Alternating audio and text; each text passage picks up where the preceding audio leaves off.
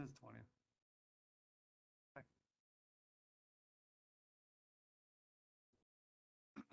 Okay, we'll just give it a minute, all right?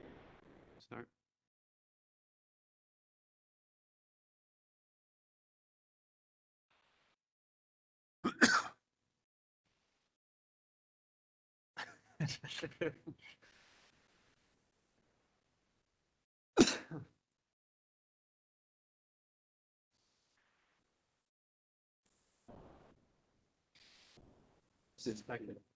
Over is probably a good bet, but that's my target. 9? Yeah. Yeah. No, I don't think. I was looking at it. I said, yeah, Admirable goal. I was gonna be happy with 10:30, but then I was, then he said a lot of them were tabled. That's so, what I mean. Yeah. 9. All right.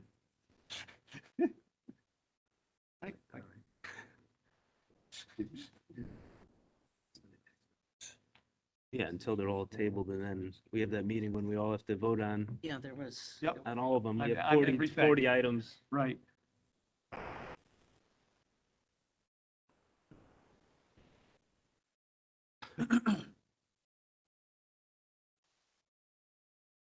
Grappone always makes an extra, like 2 minutes to go. Grappone is. the one Agenda that- Yeah. memo came through at 3:12. Yeah, sure. Get enough room, kind of spread out at an angle here. That's all right.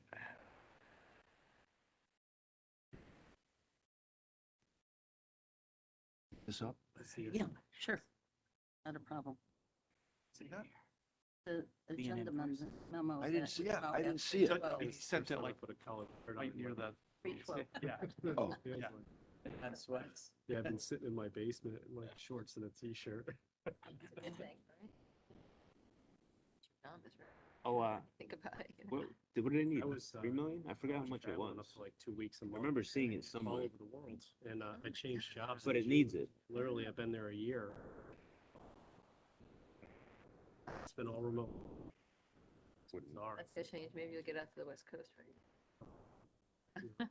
Got used to. I think they were supposed to do it years ago, and they lost funding, or Gotta I get think they got some money from the state Yeah, that's a good thing. That's what happened. or Yeah, something, and then another way, Oh, too. wow. been on hold. I remember seeing it years Can't ago, wait to so. go for it. Yeah. Late than never, I Yeah. guess. For another 30 years. Probably.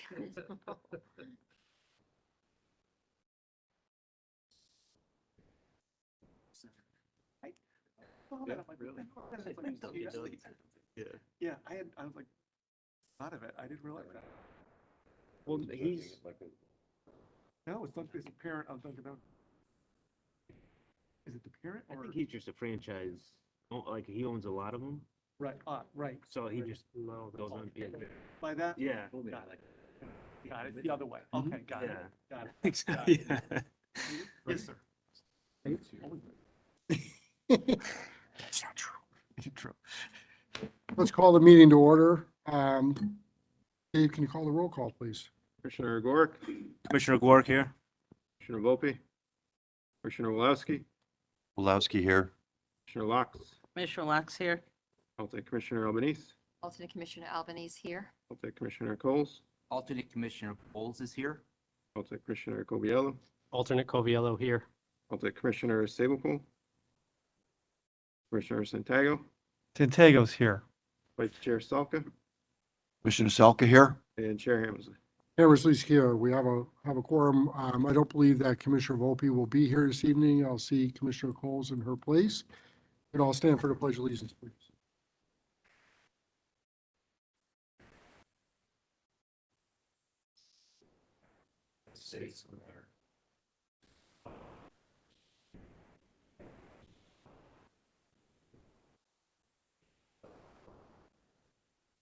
Please remain standing for a moment of silent reflection.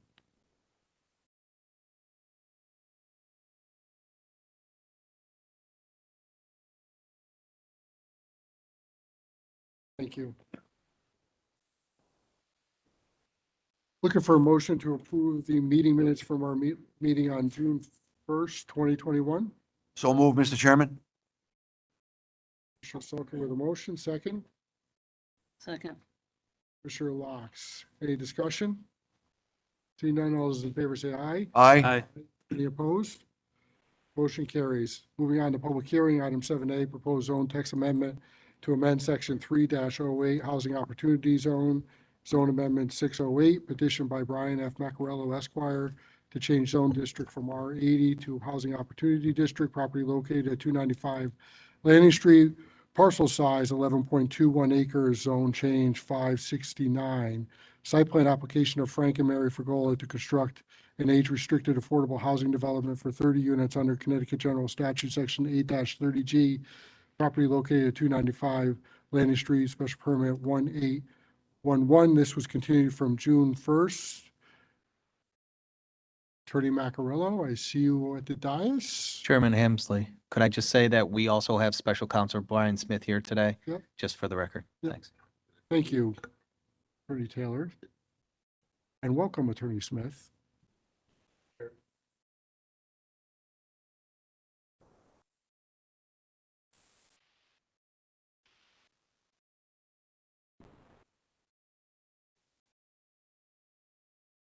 Mr. Chairman, good evening. Good evening, commission members, staff, council. Brian Macarello, 200 Executive Boulevard, Southington, Connecticut, here on behalf of the applicants, Frank and Mary Fregola. Mr. Fregola is with me tonight. Along with me tonight and Mr. Fregola is Seb Bavino standing next to me. We have Mark Vertucci. As you know, he's the traffic consultant. We do have Joe Vestig. He's the fire safety compliance consultant. We don't have Mr. Miller here, although if there's any questions, I can get a hold of him and hopefully he could join us remotely. It's good to see everybody here in person. I'll be brief, and Mr. Chairman, thank you for keeping this open. Since we last met on June 1st, I wasn't sure if there was a need, at least on my end, to have this open, but Mr. Salka was in my ear that entire evening and the next day. So what I was able to do, and what I first did was took the asterisk off the text amendment, and I submitted that, and that is under the meeting documents under the zoning appeal 608. So I've revised that according to just removing the asterisk instead of kind of defining what that asterisk referenced.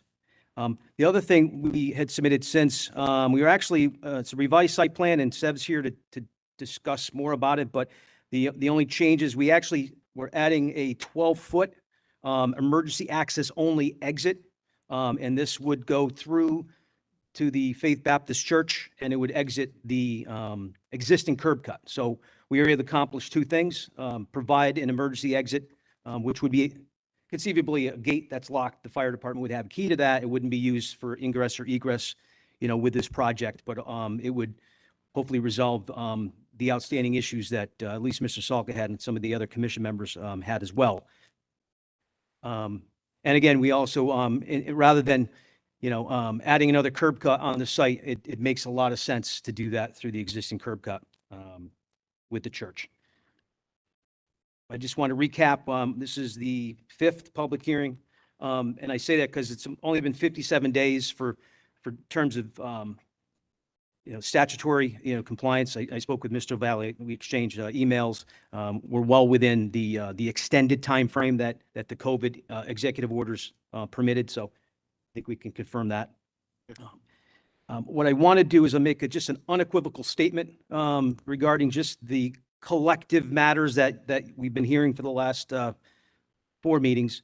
And although this commission put the 3 pending agenda items on collectively for purposes, a lot of purposes, for convenience, having the residents here, having us discuss the overall picture. I just wanted to make it very clear that there are 3 separate applications. They could have appeared 3 separate times. So when they're voted on, my opinion is they need to be voted on separately, not together. And I mentioned during the last meeting that we're not throwing all 3 babies out with the bathwater if, for instance, the first matter was approved and the second matter was denied and go on. So it's not a domino effect that knocks them all down. Council may have a different opinion on that, but that's also supported in the current HOD regulations, which state, and this is in section 3-80.3, the petition section, And it actually chronologically says that you would file a zone change first, and then if that's approved, then you would come with the site plan. So what I just said is consistent with what's in our current zoning regulations. Now, getting to the HOD, I think I described this historically. Our HOD, Housing Opportunity District, was created as a result of the Hillcrest litigation that was mentioned by council at the last meeting.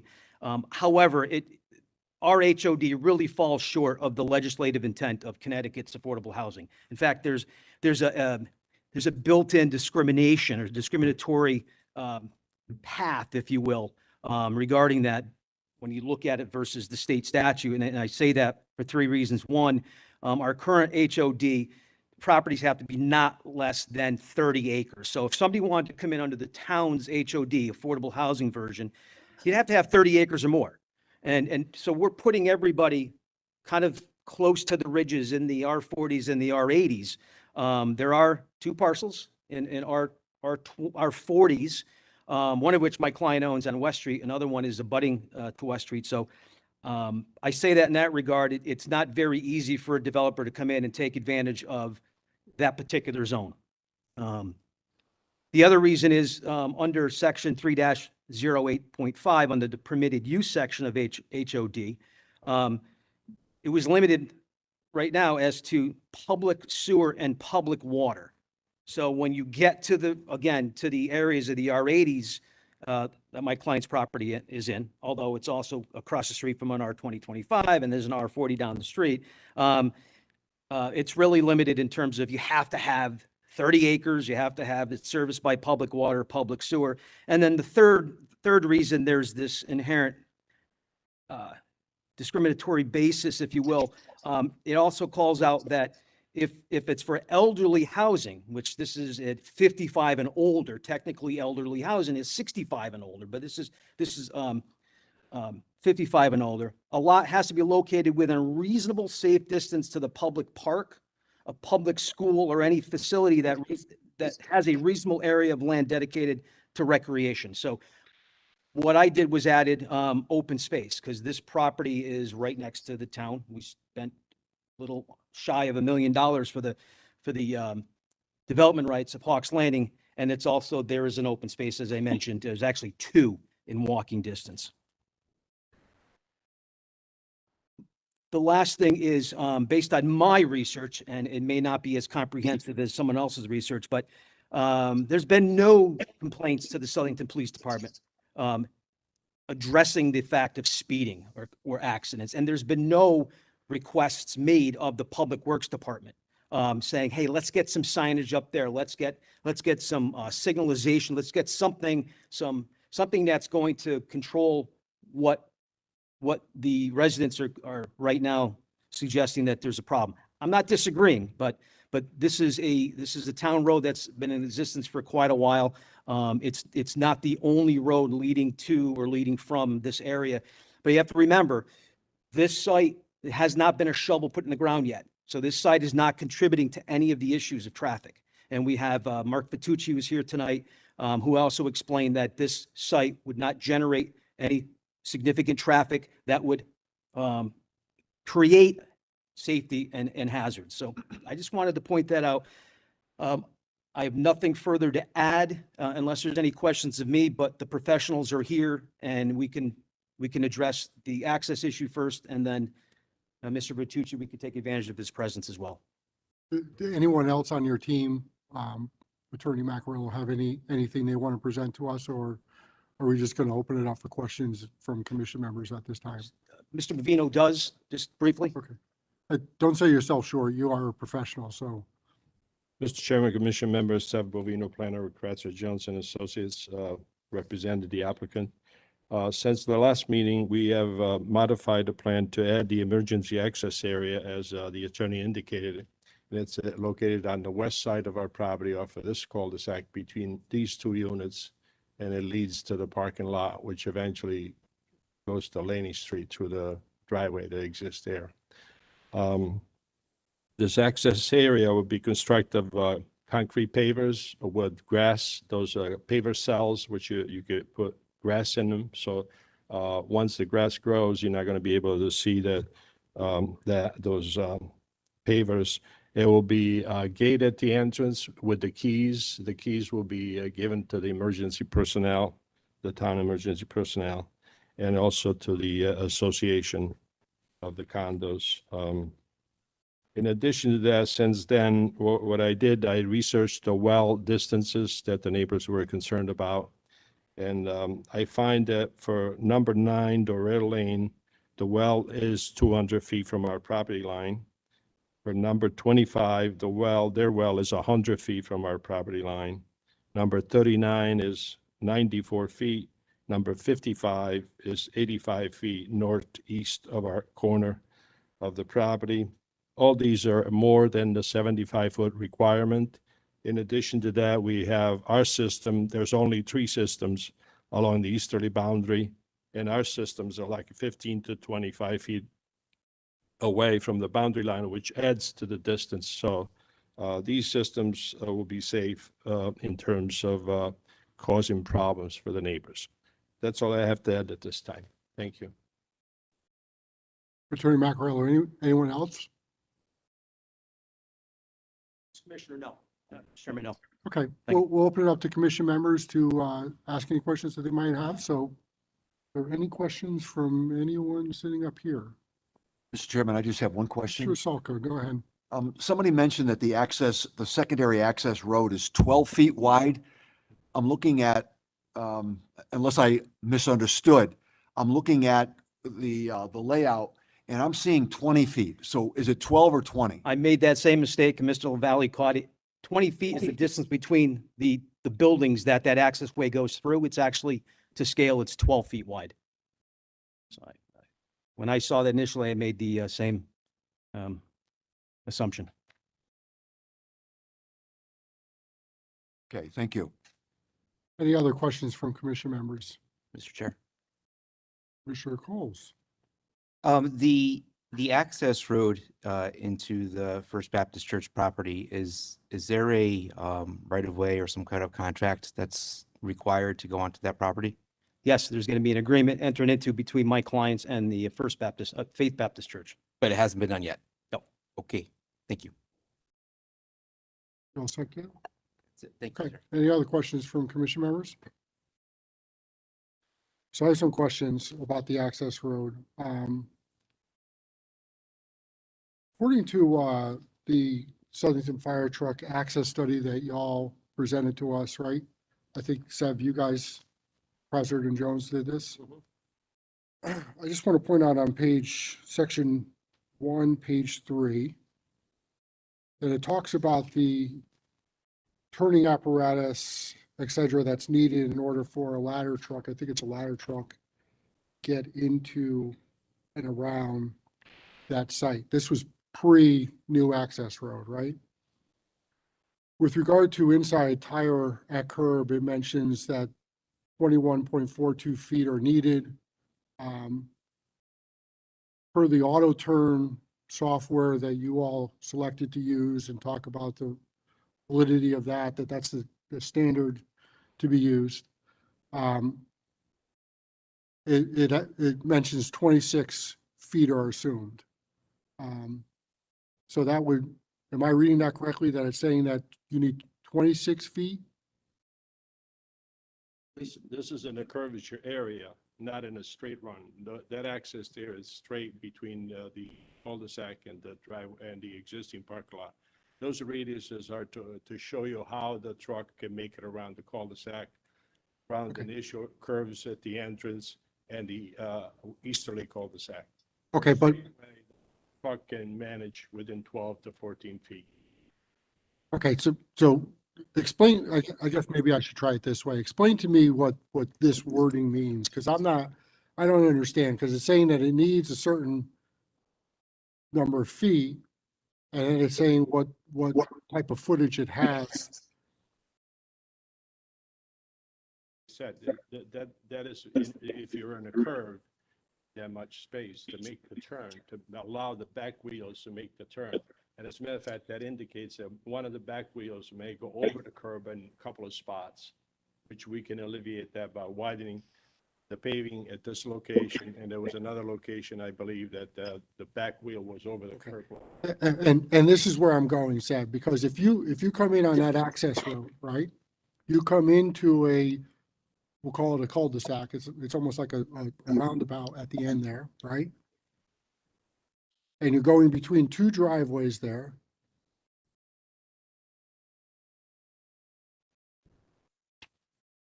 The green in the middle of that roundabout has a rain garden in it, which is a depressed piece of land, correct?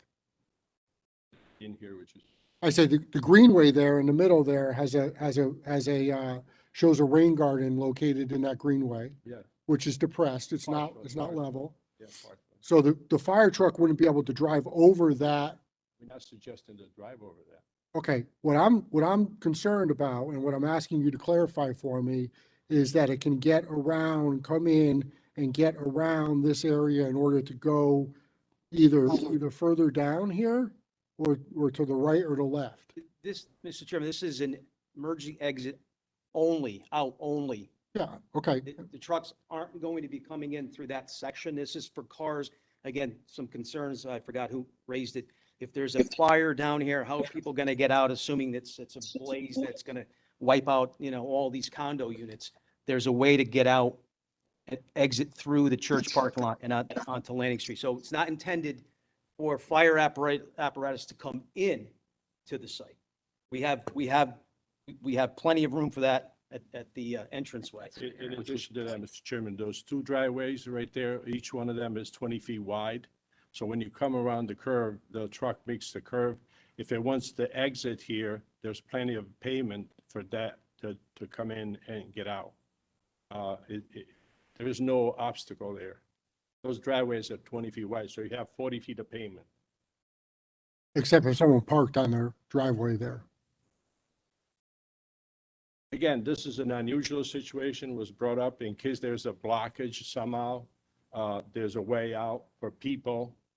The fire apparatus is doing their job, fighting the fire, and someone wants to get out. That was the question that was raised. This will provide that. I'm not trying to be argumentative by any stretch. I'm just trying to find out what the plan is. And the regulation as it reads right now, and you all know this because your regulation zone text amendment seeks to change this, says any development 25 or more units is required to have two means of egress into that property. And I think that needs to Your be changed. development, okay, It's buildings, not let me units. finish though. So- Your development is 30 units. You seek to change that to any development over 30 units.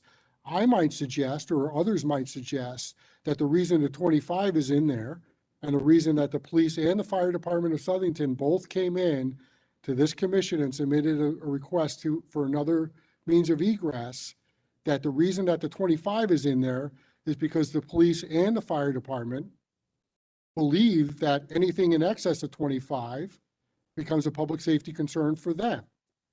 So what I'm trying to do is to make sure that they have what they're looking for from a public safety standpoint, right? Which we're allowed to look at, right? I mean, that's one of the two things that we're allowed to look at. So from a public safety standpoint, the statement can be made, agree or disagree, but it can be made that anything over 25 becomes a concern, and that's why they're asking for a means of egress. So if you're saying that people can get out of that second mean of egress that you show on the site plan, I appreciate you doing it, which I asked you for at the last meeting. If you're saying that, I'm saying, what if someone parks their car in that driveway and now the second mean of egress is blocked, and that person, let's just say, worst case scenario, isn't going to move their car because maybe they're not around because maybe they're in Florida or somewhere else where they're retired, because we heard here that, snowbirds, this is kind of meant for snowbirds, right? So I'm just saying, asking you, what's the plan in that type of a situation? And I'm wondering if it actually legitimizes a need to increase the width of that means of egress from the 12 feet that's proposed there to a wider berth of, let's say, 20 feet or some other, you're the engineer, Seth. I leave it to you to. 20 feet. We have a distance between the two buildings at 20 feet. We feel that it's appropriate, the dimension that we have there. It can go to 14. but there's no need for it. There's plenty of room for the truck to make it through there, even with a car parked at this location. There's ample pavement between the two parking spots. There's a car there, we still make it through. And remember, this is an emergency and it's an unusual situation. If it happens, we're If, providing it to you. I just want to point out that the fire department did approve the original site plan. It was then asked, the chief was asked about a second access, and it's always preferable. He wasn't saying, if you read his letter, that it's required, because he then would have not approved the original site plan, which he did. Again, I share the same frustrations Mr. Santago does, because I haven't received an email or reply or phone call. I tried contacting the fire department. They're not here tonight. Perhaps maybe someone should have said, hey, can you stop in, participate remotely to answer these questions? These are very important questions, I agree.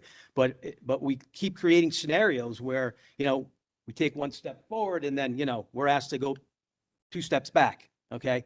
Regarding this, so we provided the emergency access only in case car needed to leave, someone had to go to the hospital, or an ambulance needed to come in. So that was kind of the understanding. So now, to throw in, okay, well, what if the person happens not to be home, where the car's disabled or something along those lines? We're doing our best. We're doing our best. We met the site plan requirement. There's a difference. Is it 30 units or is it 25 units or 25 buildings? That's an issue. I think council, we could either agree or disagree on that by definition, but we're providing what at least Mr. Salka, the last thing I heard from him is a second access, and we're doing it, I think, in a creative way. So we're not creating another curb cut, which would then, there'd be an issue on how many curb cuts, you would have on Landing Street, in addition to the one that's being proposed now.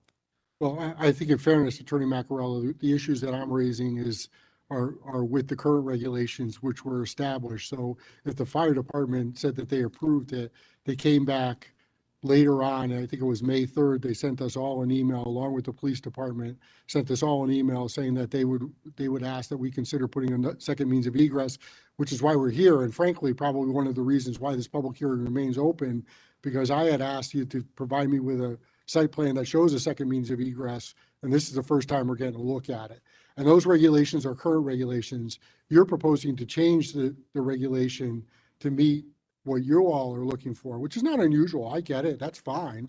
But let's understand what it really is, right? I mean, I don't want someone to suggest that it's anything less than a public safety concern, because I would suggest that the reason that it's set at the limit that it's set at right now under the current regulation is for that very reason, because somewhere along the line, the fire, the police department came in, or some code is out there that says that anything that's this dense should have a second means of egress.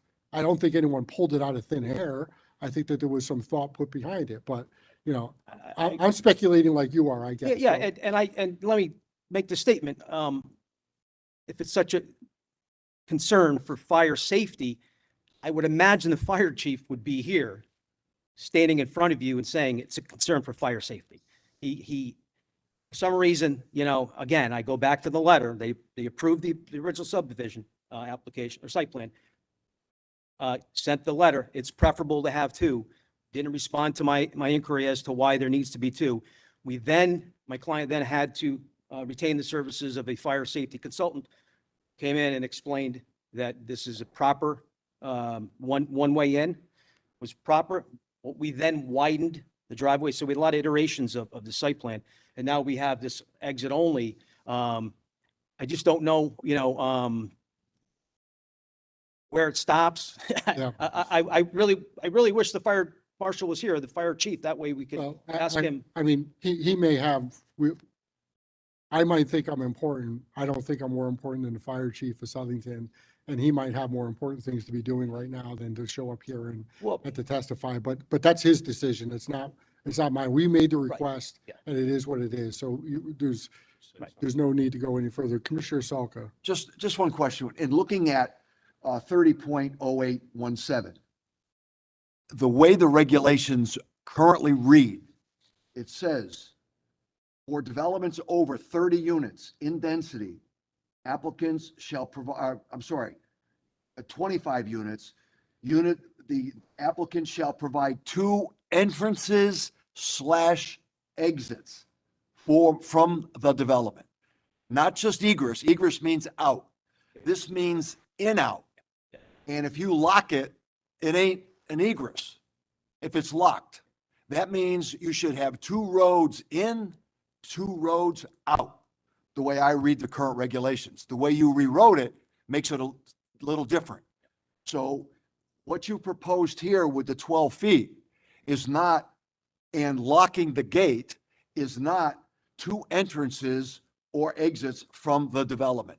I think the way this is written, it's 2 of what you have in the lower right-hand side coming off of Landing Street. That's the way I read this. And the units That's what I was pointing out unit at the numbers last are meeting. buildings. So we had originally, when we were moving forward with what we hoped was public sewer, we had individual buildings. We had individual units. We now have 15 buildings. Yes, there are 30 units, and that's where the difference is between my reading and your reading.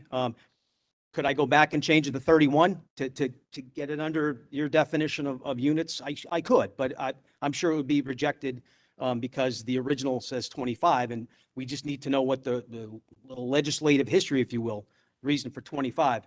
I'm not sure if anyone here could, I don't know what the 25 was there. Is it for fire safety? If it is, then. Well, this commission, as I understand it, can only go by what's in our regulation. That's our mandate that we have. Now, the fire chief can say that he approves the site plan, but when it comes to us, we have to look at the regulation. And the regulation says that it provides 2 entrances and exits from the development, not a locked entrance. That's not what I would classify as an open 2 entrance and exits. And you will not have this with this site plan. You will not have. Sorry? You will not have 2 separate. You won't have a duplicated driveway like that with the site plan. So this is for all practical purposes, this is the kind of the final revision for this. I'm just being honest.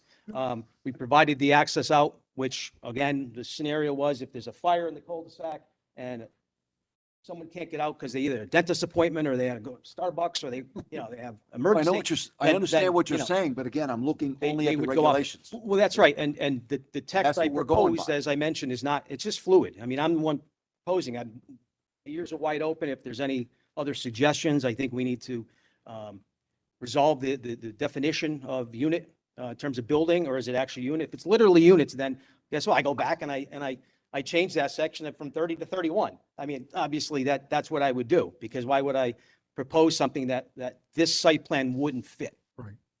Under that scenario. So I could do that. That's why we had to go from 30 acres down to 10 acres, 10 or more. And that's why we then try to limit it to parcels which are within 1,000 feet of 84,691 versus, any major corridor, which the list that was provided, I think we cut all those properties in half in terms of what could fit under what we're proposing as the revised HOD.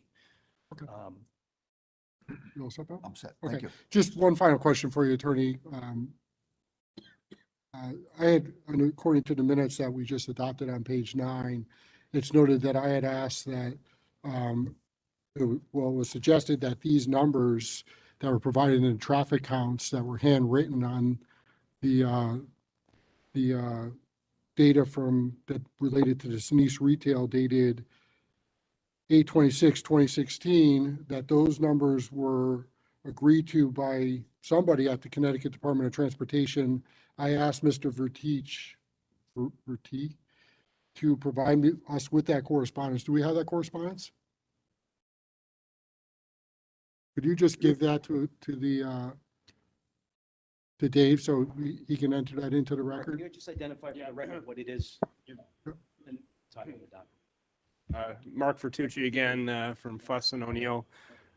This is correspondence from Gary Soika, who is the head of the planning department at DOT, Connecticut DOT. And it's an email responding to my request for any available Saturday account data on Queen Street in the vicinity of Laning Street. So he responds that he does have 2016 Saturday volumes at the intersection of Route 10 at the I-84 eastbound ramps, which is directly adjacent to Laning Street on the north side. And then the attached is the traffic volumes that he approved for it was the Sinise retail development on Main Street. So that is what I'm submitting here. Just I appreciate that, Mark. Just one thing I'm just going to point out is that you mentioned Saturday traffic. How about the PM peak hour, which is the first sheet that you submitted to us originally? You have two sheets. One is Saturday, one is PM peak hour, which I assume is a weekday. Correct. Yeah. So he gave me the whole study, Okay. which has 10 intersections in Queen Street for Okay. both peak hours. If you could just give that to Dave, just so we get it in the record, please. Thanks, Mark.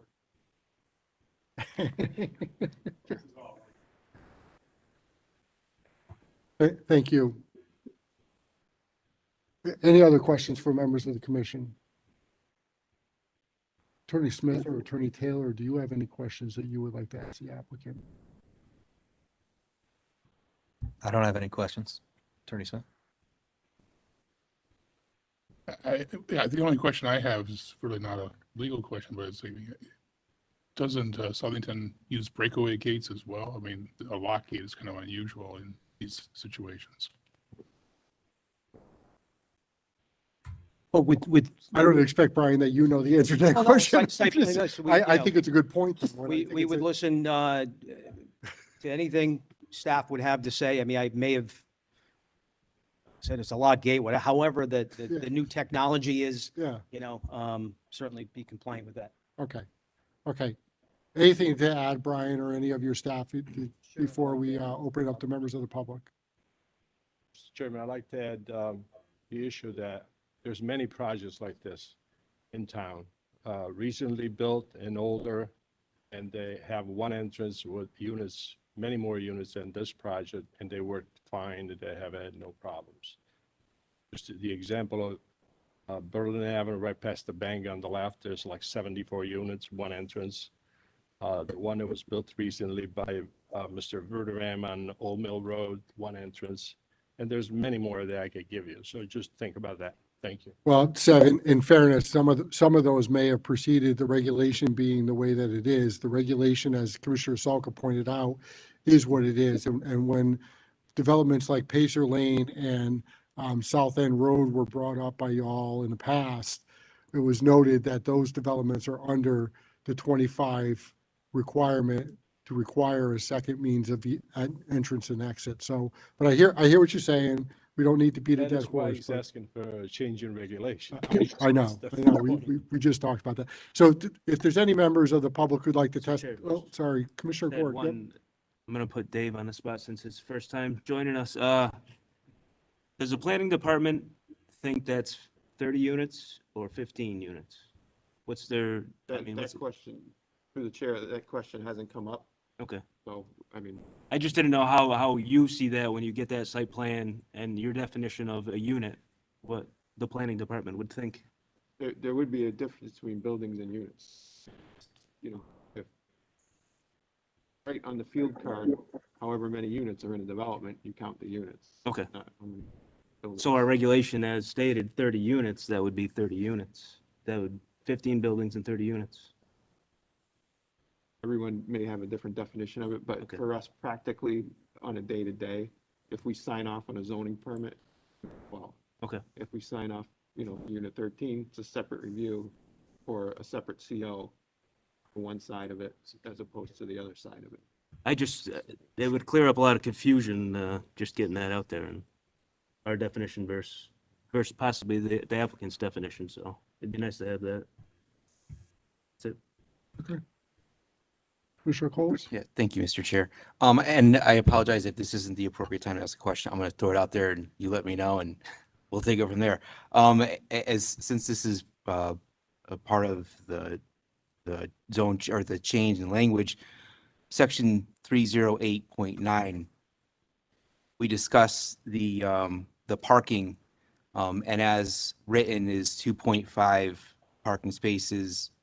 But then when we go to a 1-bedroom unit, we move that down to 1.5. And so I'm just a little concerned that that might be shortening us, even though the existing language does discuss that a parking space in front of a garage does count.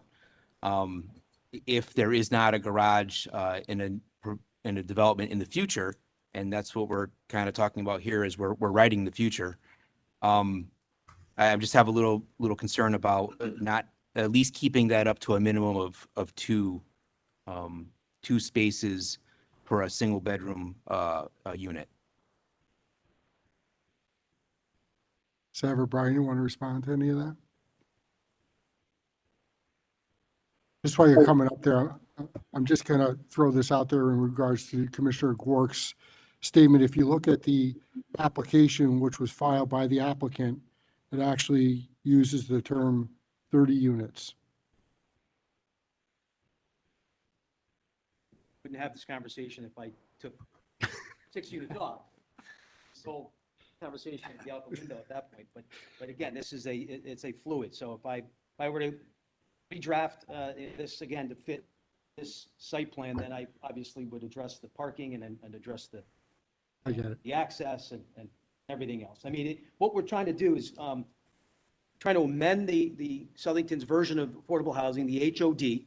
So this commission retains local control over what we're doing versus you could say, no, we don't like it. Or if we didn't come in with a zone change or a text amendment first and then a zone change, we'd still be proceeding under the 8-30, the state statute, which these issues we're talking about tonight are not part of the review. I mean, it's discussion, of course, it's site plan and all that, but it's not the basis for approval or denial on that.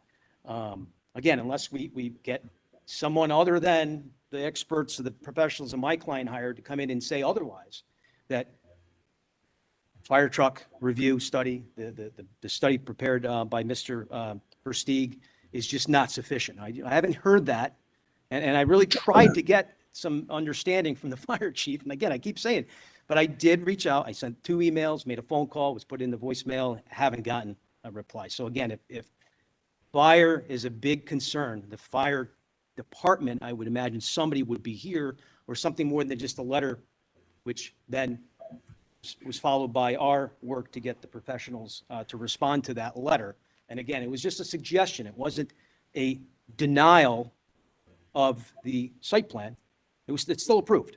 He just, again, my gut tells me that staff may have requested something in writing from both the police and the fire chief, and they sent what they sent.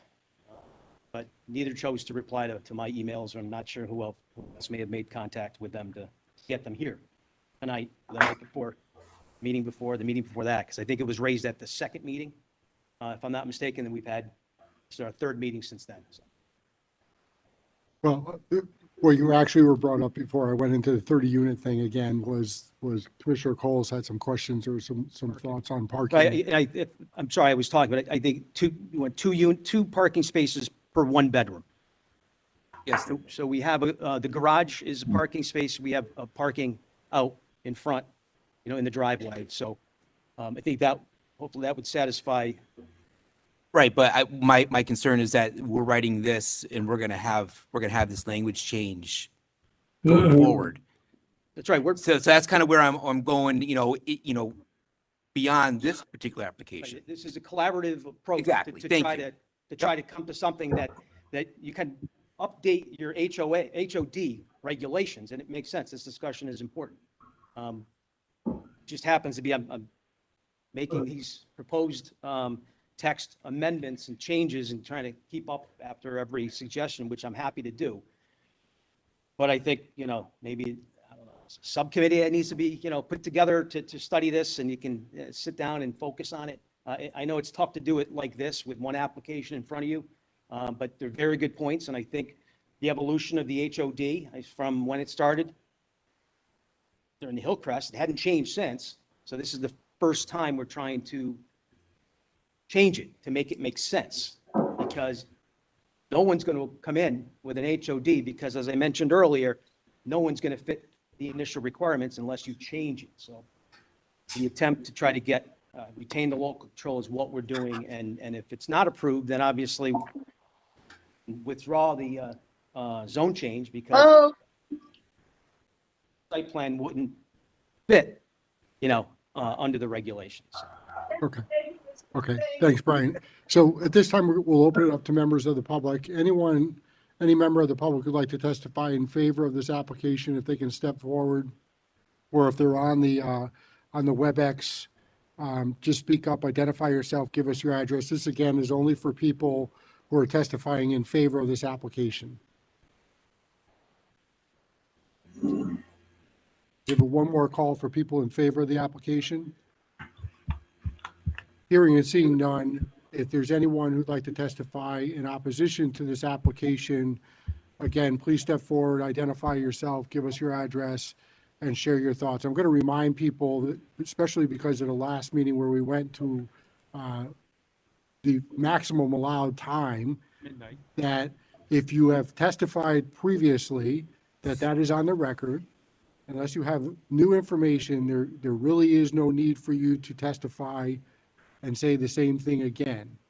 It's on the record. We will consider it when we deliberate on the application. But anyone who'd like to testify in opposition to this application, again, please step forward, state your name and address, and share your thoughts. Good evening, Karen Poole, 119 Durrell Lane, and I do apologize. It's like my third time communicating with you on this project. But as I said twice before, I'm speaking against the project, and I'm speaking against it because of the safety of the neighborhood that I live in. During the last meeting, there were several statements that were made that were taken as fact. And I felt that if I'm going to oppose this, I also needed to present facts and not just my emotion and feelings. So I did do some research over the course of the 2 weeks. And the first thing that I'd like to talk about is the traffic study. And I know you heard this in my letter and then last week, but the developers are talking about this community as a 55 and older community. And we also hear it's a senior community. Those are two different concepts, even though it's been used interchangeably in this case. I told you last time, if you're 55 and older moving into this community, you're working 12 years more. So you're using Lanning Street on a daily basis to go to work. But in the meantime, I also started to do research on the seniors, and that's me. And I know I'm certainly over the age and I am working full time. So I wanted to find out, am I the crazy person or is this a trend? I went to the CDC and there was a study published, and I will tell you it's an old study, came out in 2014, and it was titled, glasses, here's the age, Productive Aging and Work. What that study said was that workers aged 65 and older have grown by 117% in 20 years. But the interesting point in that study was, it's not that there's more people working over the age of 65, they're working full time now. That's a shift in the type of people that are working. So again, you have 55 and you have 65 that are going to be coming out onto Lanning Street. It's not the quiet community that was presented to us with maybe 1 or 2 cars at peak hours. Last year, in order to bring that data up forward, there was a podcast put out by NPR, and this was aired on January 7th. And there was a panel of experts talking about seniors working. And Richard Johnson, who's the director of retirement policy for the Urban Institute. Now, the Urban Institute is a nonprofit organization, and they focus on economy and social issue policies. He came out and said that based on his statistics, there's 75% more seniors working full-time than the previous generation. I know it's a little bit different in the numbers, but it's telling you that this is not going to be a community that's not going to impact Lanning Street. People will be either going to work, whether they're 55 or 65. They also, the thing he pointed out was people are working over the age of 65 because number one, they have better health. Number two, they enjoy their job. And number three, it's out of a need for necessity. And this one scared me a little bit because it is personal. He said that if you're retiring in the year 2001, your Social Security income is 12% less than it was in 2000. So people, if they didn't do a lot of planning, they need to work. So this isn't the quiet little community that people are saying it's going to be.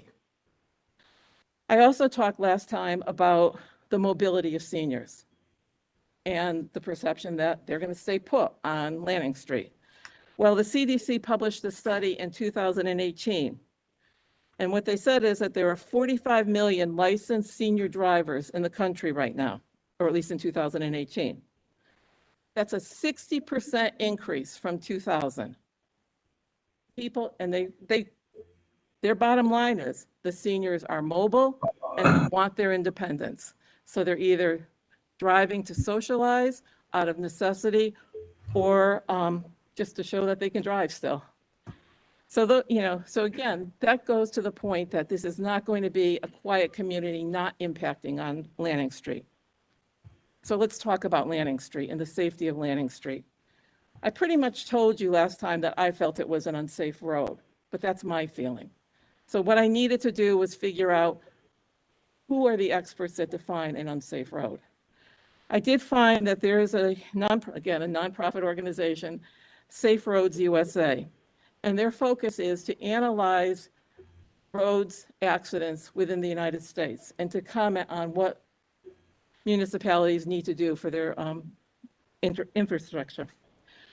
And they defined in an article that was titled, not a great title, but it was a comparative article talking about dangerous roads and accidents.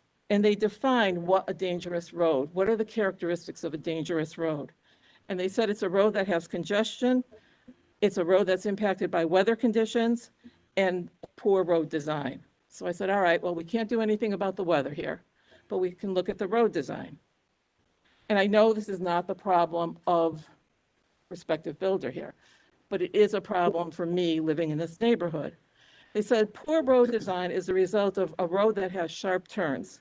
It's a road that has drop-offs, it has blind curves, and an improper grade. Well, if that is not Lanning Street, I don't know what is.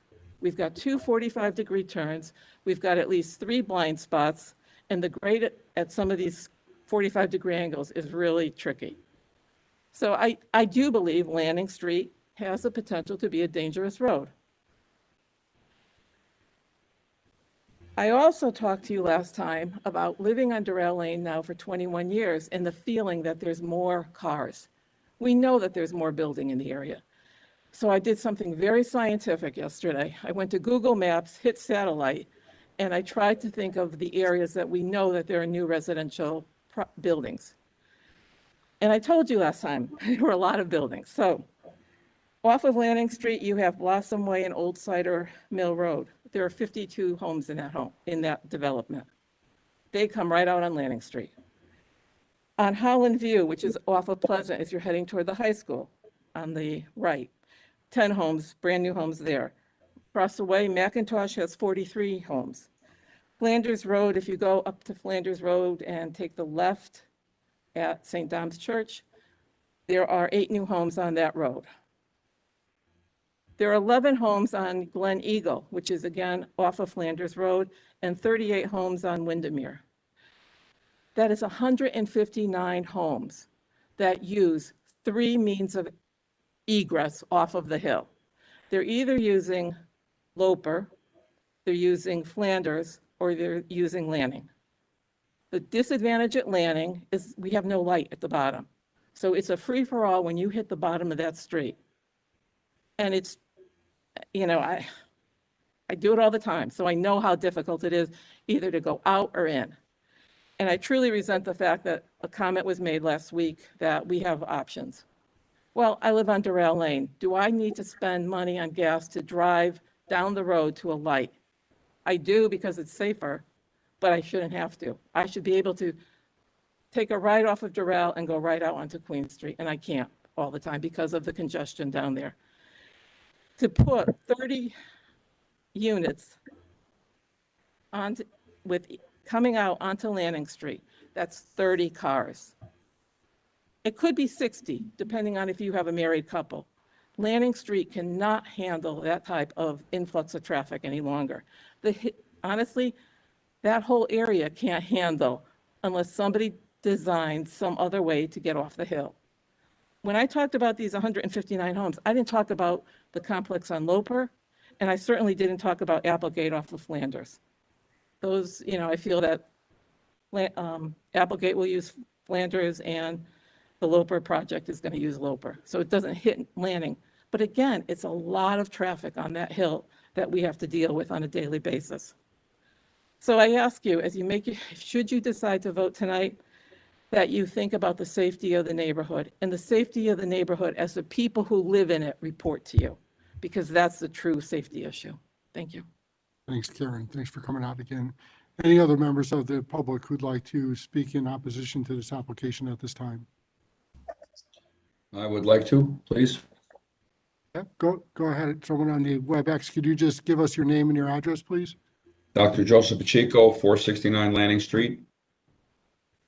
I did speak at the last forum. Do appreciate your respectfully allowing me to speak now. At the last forum, I did talk about the speeding and the vehicles on Lanning Street. I'm 62 years old, and I have to be very careful backing out of my driveway onto Lanning Street or pulling out of my driveway into Lanning Street. I can't overstate what the lady that was before me, I forgot, I'm sorry, what was your name? But she's hitting the nail right on the head. We have a lot of congestion here.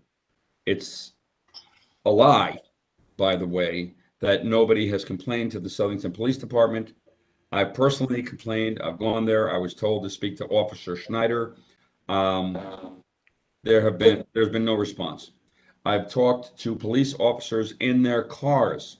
At various times, I've talked to police officers that were thankfully, on rare occasions, waiting in the church parking lot to catch speeders or waiting down by Brannigan's to catch speeders.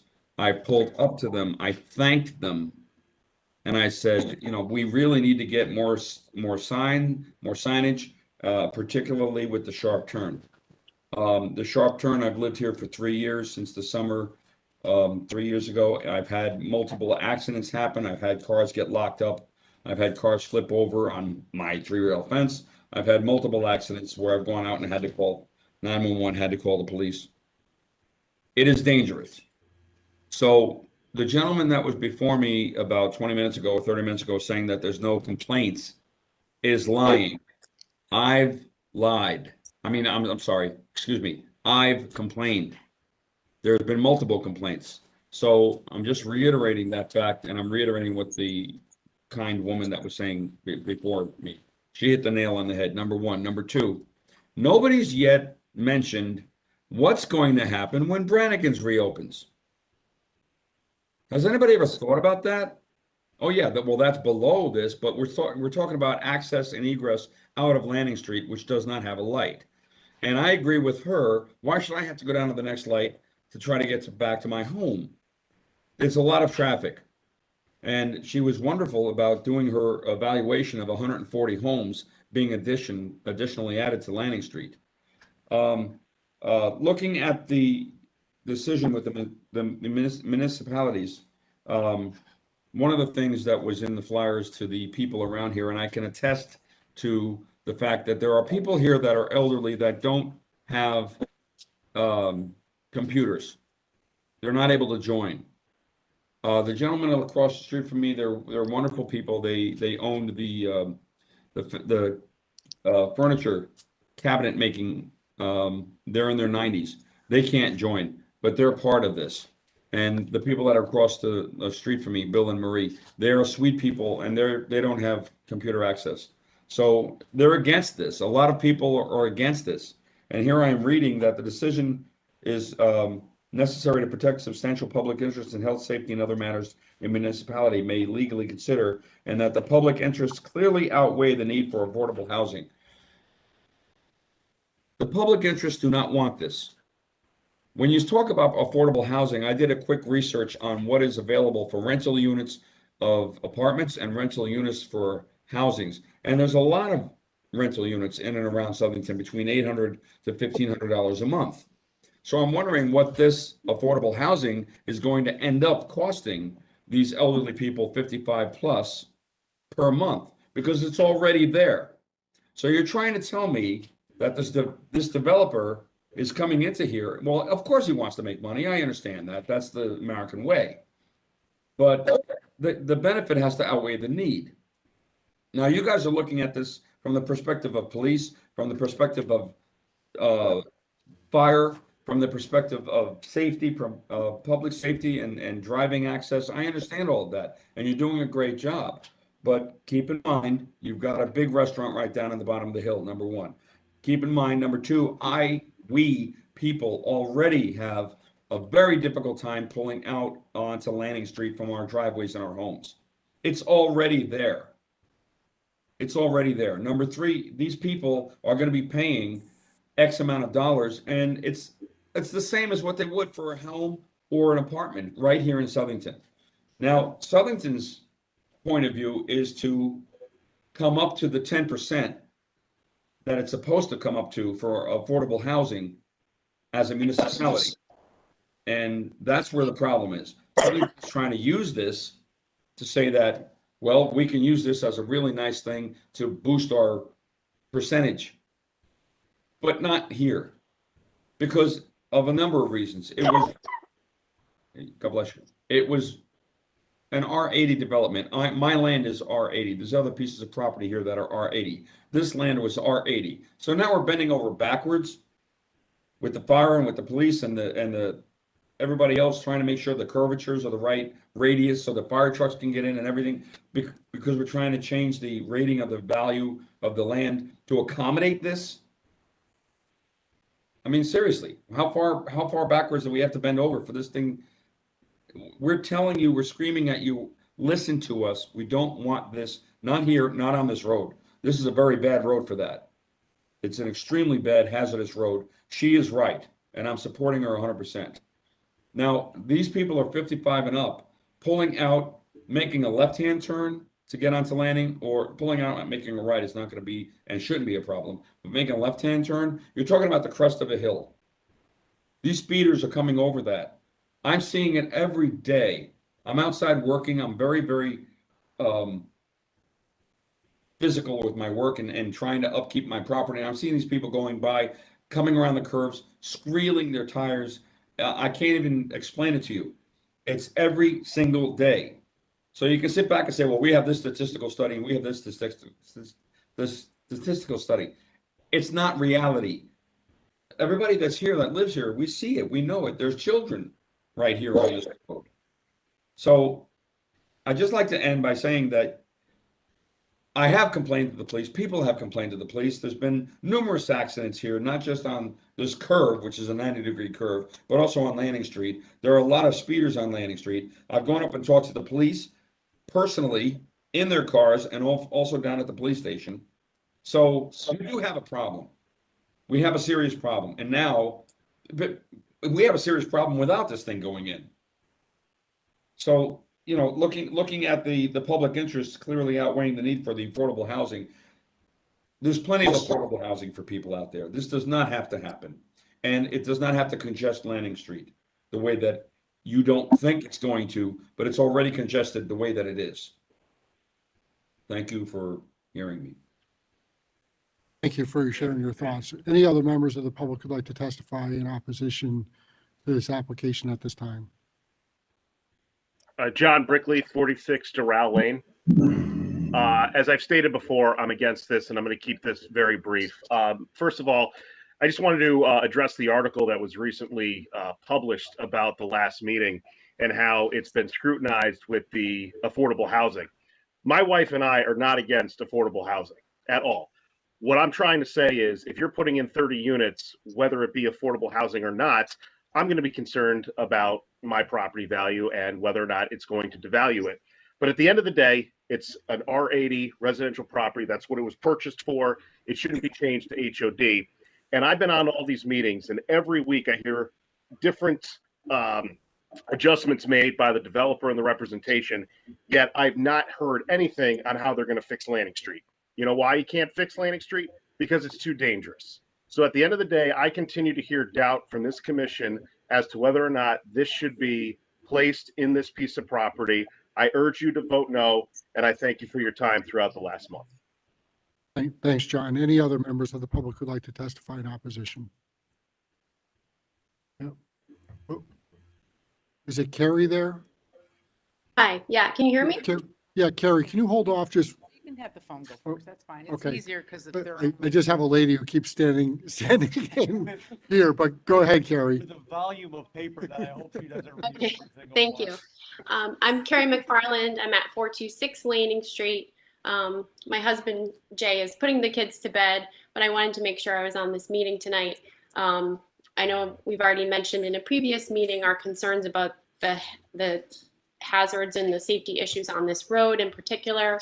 But I just wanted to bring up one other concern that we have, particularly living right close to that 90-degree turn on Lanning Street that our neighbor Joe was discussing.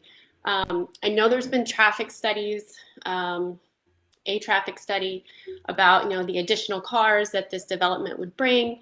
But I don't know if anyone's brought up the concern about the construction traffic that would be added onto Lanning Street. We've already talked about how it's so difficult to turn onto Queen Street from Lanning. So many people, including myself, will decide to go to Pleasant Street to where there's a light.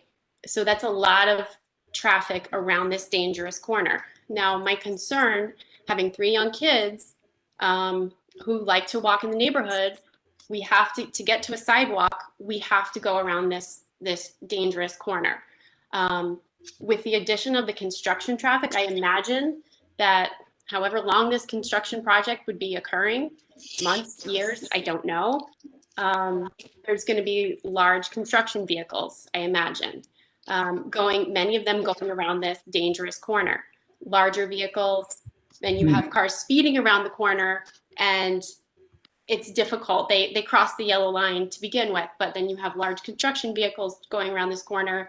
You have residents who are just trying to take a walk in a stroller with a 2-year-old. And I feel like I already take my life in my hands sometimes. Luckily, we have lovely neighbors who say, come on to our lawn, cut through our backyard, but not everybody can do that. We have high school kids that run in the area. We have people that try to walk their dogs.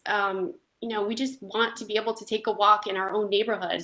And I cannot even imagine how much more hazardous it's going to be when we have construction vehicles going around this corner. So in addition to the concerns that have been brought up by our neighbors, I just wanted to add that, that is a big concern of ours. We love this neighborhood. We want our kids to be able to ride their bikes to their friend's house up the street, but there is no sidewalk where we are. There are no stop signs on Lanning. So it's not your typical street. It is not your typical street. I don't know how many neighbors have to say that, but I just want to make sure that, as someone who's lived here for 10 years, that, we're heard, and we just want a safe neighborhood for our kids. So I thank you for your time tonight.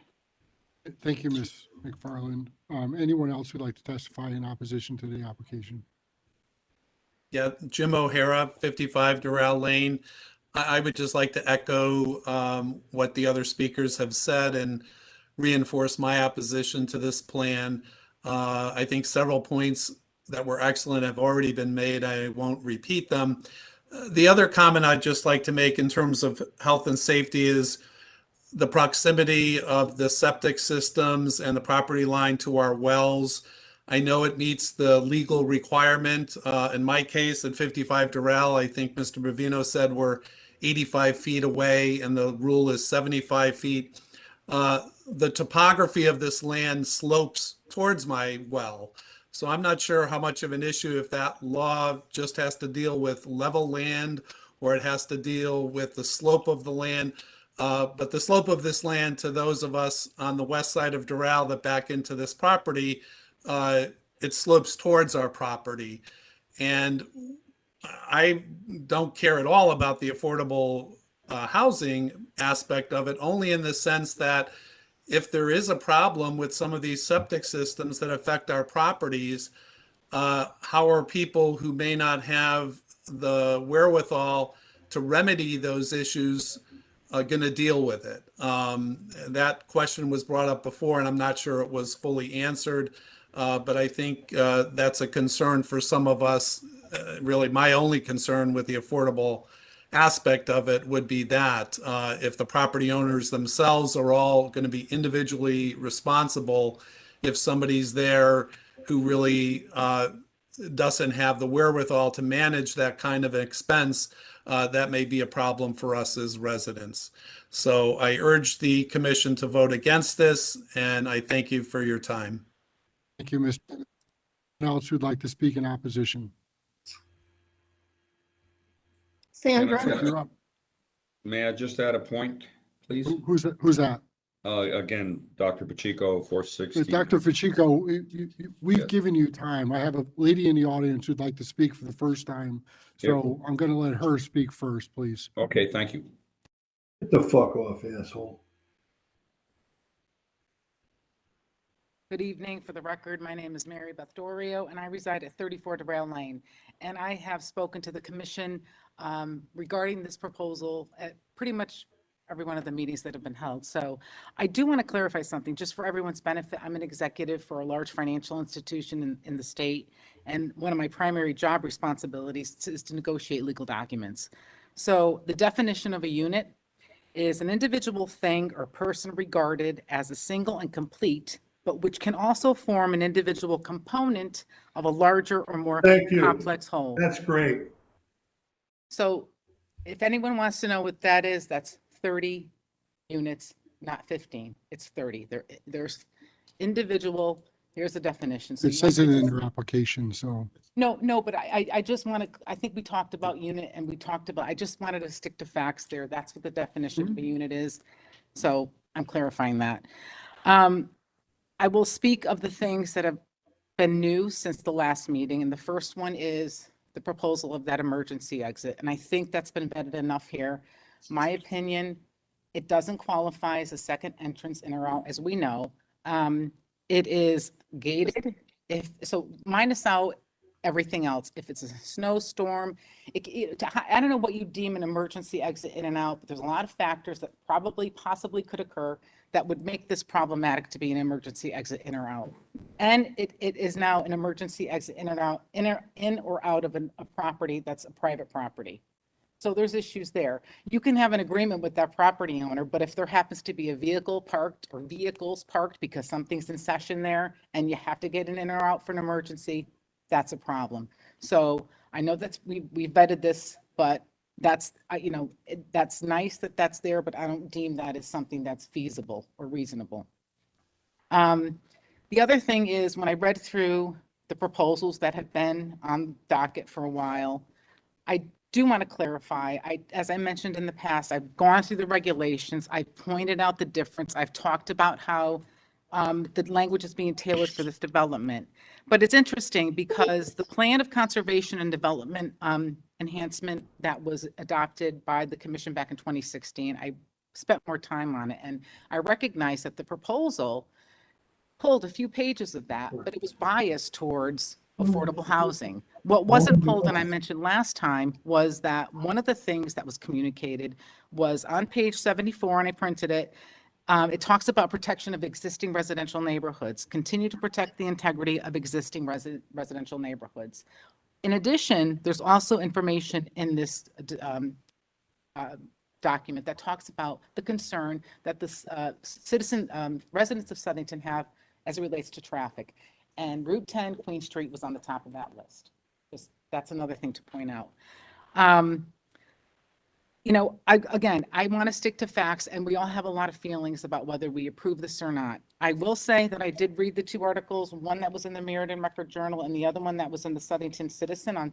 Ms. Dorio, I'm just going to remind you that whatever newspaper articles may be out there, they're not part of the record, and therefore you probably shouldn't be citing them because, they're newspaper articles. So okay, and I understand that, I respect that, but here's the thing. There's a large percentage of the population that will read this and develop an opinion. That, and I know that we can't control that, but I do think it's important. I feel compelled to say that. I think things need to be factual. It's okay to put in here what your opinion is, but include the other side of the stone too. And we've already talked about. We are obligated to only consider the record. Okay, The newspaper article is not part of the record. all right, so then scratch Unless you want to make it part of the record. No, I'm interjecting my opinion, if I may, for 2 seconds of what I have to say. I'll stick back to facts like I feel strongly on. Mr. Hamserly, you at one point added this addition here that talks about the other parcels of land that are zoned residential and their acreage. I said before, when you're making decisions about changing language within zoning, such as this one for HOD, you want to take it from 30 to 10, that's significant. That's a big change. You're not saying I'm going to move it from 30 acres to 25. You want to cut it in 2/3. That's a big change. And, there will be, I think, 11 other properties here that now will have potentially the obligation to come and say, we want our zoning changed. So we've talked about that before. It sets a precedence. We've already talked about the units and the current language in there that says 30, and it's now, 25 wants to, it says 25, but they want to increase it. It's being proposed to increase to 30. The other thing that hasn't been mentioned is, which I didn't print out, is the other requests for changes, such as changing the distance between units from, I think it was 40 or 30 feet down to 20 or 15 feet. You're really squeezing here, in my opinion, if you adopt all these requested changes. Again, nothing against the affordable component of this. Sticking to facts, I understand what the, I want to look at what the state statutes require. And it's, if you can prove that this is a public safety issue for residents or individuals, you can decline it. And I think you've heard enough. We've all talked about Landing Street, how we're uncomfortable living there. You can have as many comprehensive traffic studies as you want. If you don't drive that corridor on a daily basis, you don't experience it. And that's the bottom line. And it's not, we've already talked about how we're uncomfortable with it. The residents in the area are uncomfortable with it. Just want to make sure I've covered all my points tonight. Does anyone have any questions for me? No. When are we going to shut the fuck up? Okay.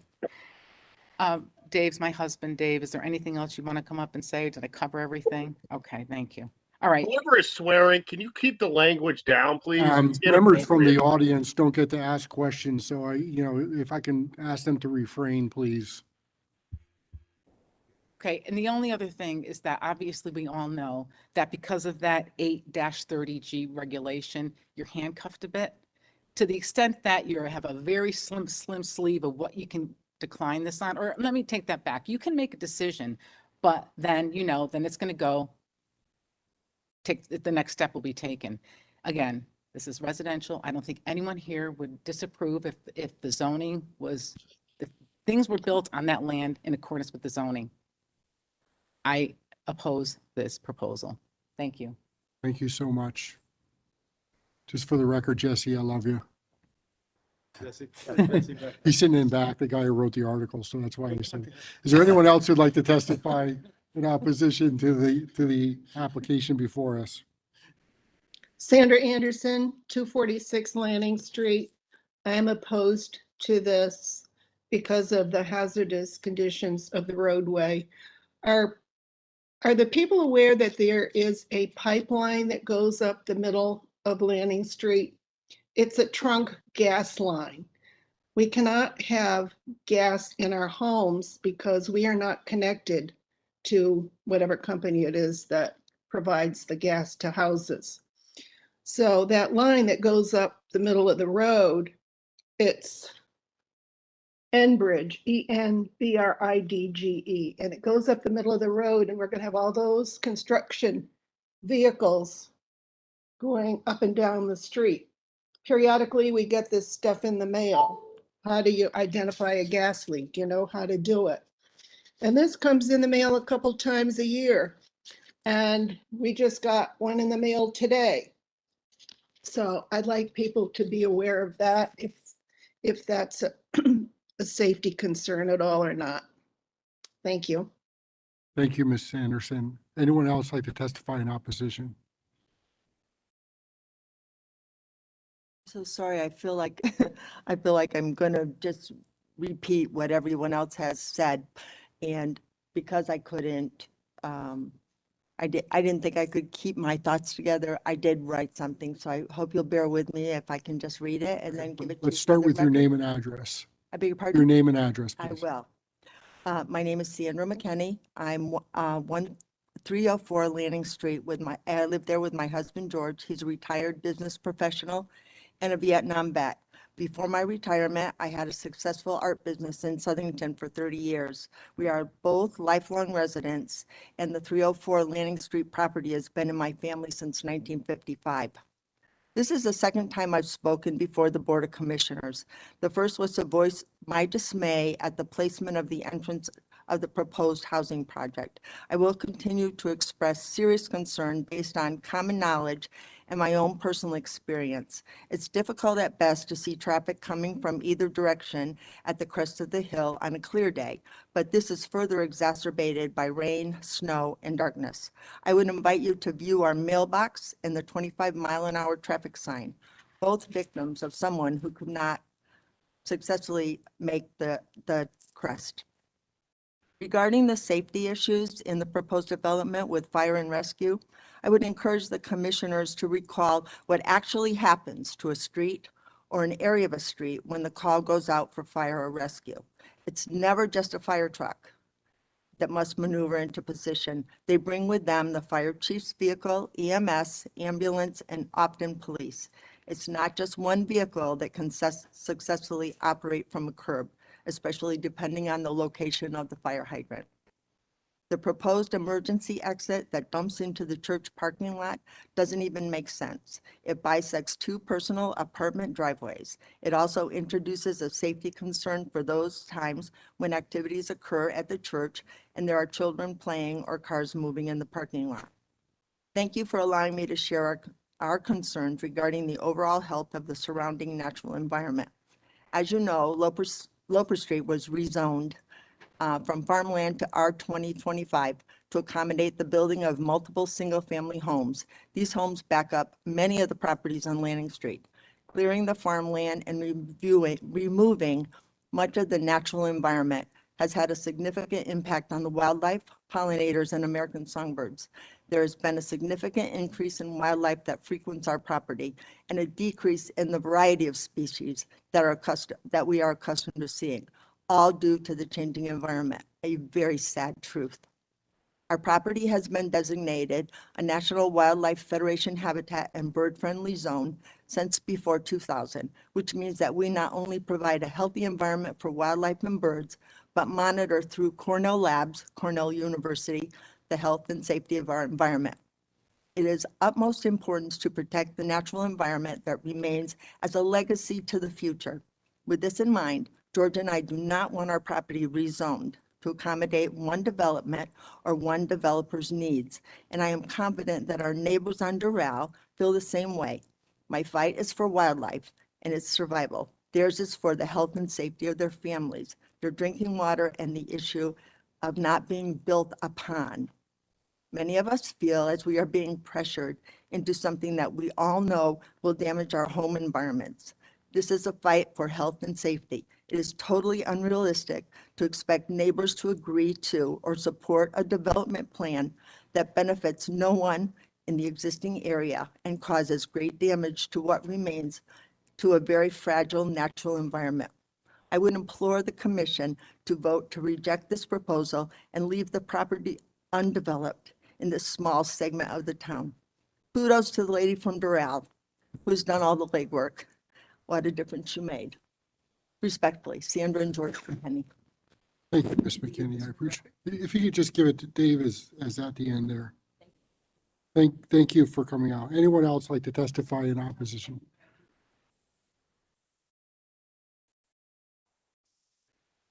As it relates to the proposed zoning change, it's Just state your name again. I'm sorry. My name We, is. we have somebody who's taking notes, so Oh, so I'm they sorry. just need it for that. Okay, my name is Mary Beth Dorio. I live at 34 Deville Lane. Just for clarity on this, because it's come up a little in a couple of discussions, as it relates to the proposed zoning change. The change is just for that 10 acre parcel. That's it. It's not proposing changes for the parameters, because the way the diagrams, right, it's not up on visual, and I don't happen to have a printed copy. There were a number of site plans, but I know that when you look at the broader site plan, there's this property, which is 10 acres, that's currently R80, being requested to change to HOD. The so for example, our properties are residentially zoned. You're not talking about changing zoning there. It's just for this 10 part. I want to clarify that because, okay. Well, the zone change would apply to any property that falls within the parameters of what the zone change describes. So what's the parameter though? That's my question. Yep.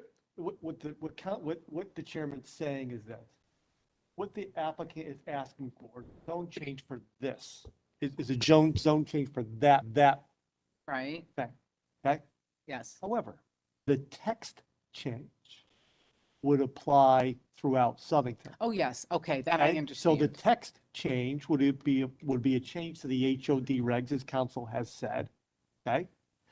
Then the zone change is for that parcel. Got it. And then the site plan, that thing, is for that. And so, as council has said, the council's been very correct in everything he said in regards to what he has said, and we have to rely on our council as well. Can some things be accepted and other things not? Right, I got So that. that's what we have to Opine on. opine, very good word, opine on. So that's kind of the deal. But because you may have 2 out of 3, 1 out of 3, I get that. 3 out of 3, whatever it is. Okay, so Okay. I do have a copy of I'm gonna just, for the record, here's the other copy I took.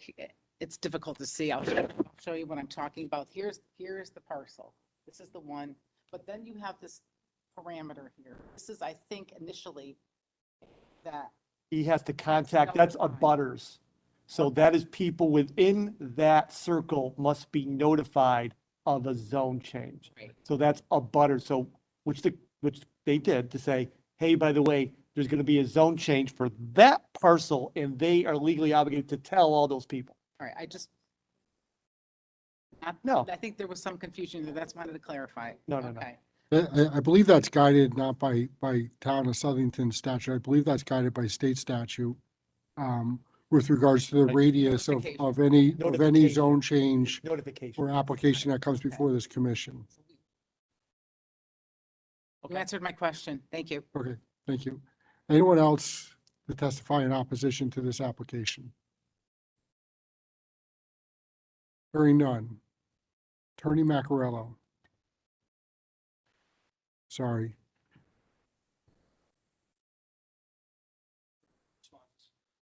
Take exception to being on the wire. If Mr. Pacheco heard me correctly, my research had shown there's nothing of record that I could find either with the Public Works or with the Southington PD. Limited to that. Stay up there for a second, Brian, because I think what we're getting ready to do is close the public hearing on this unless there's an objection from someone on the commission. So I'm going to ask you whether you want to make any closing statements prior to us closing that public hearing or not. I think the record's brought with, yeah, we could be here all night if that were the case.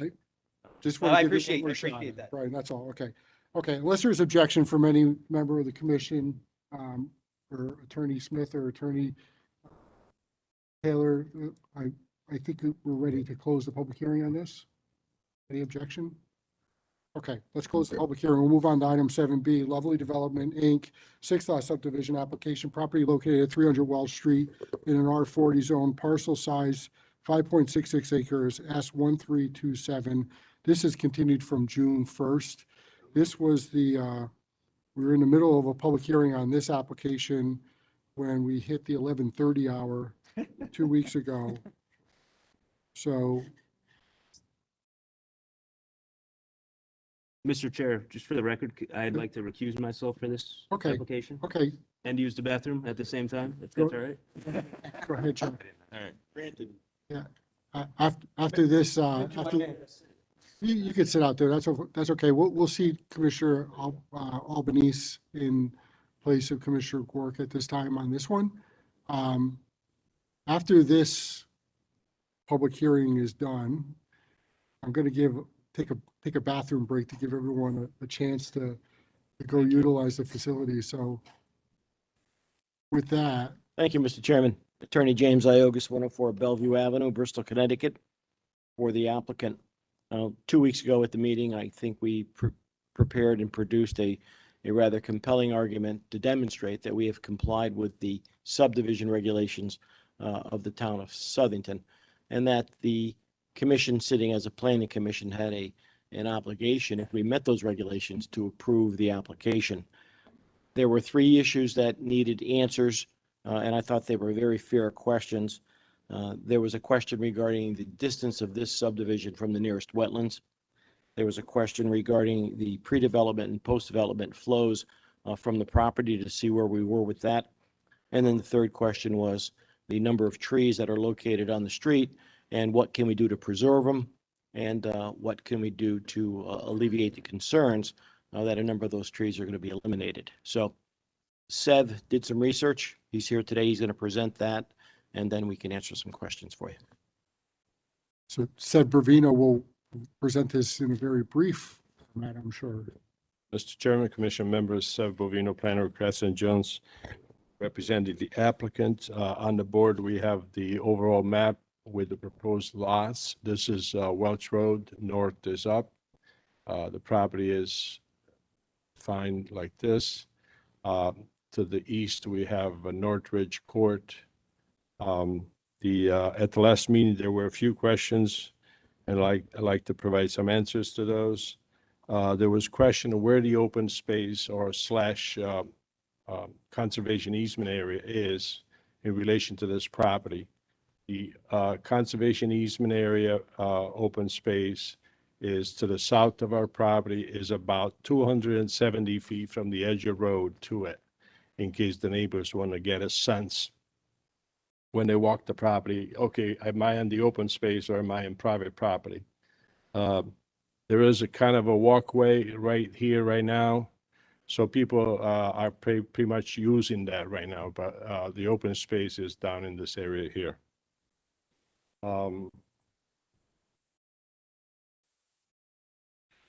The other question was, where are the wetlands in relation to this project? This is lot number 1.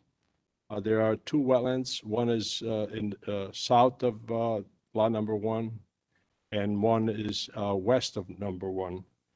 The one to the west is 133 feet from the corner of the lot to the beginning of the wetlands. The other one is 157 feet from the corner down to the beginning of the wetlands.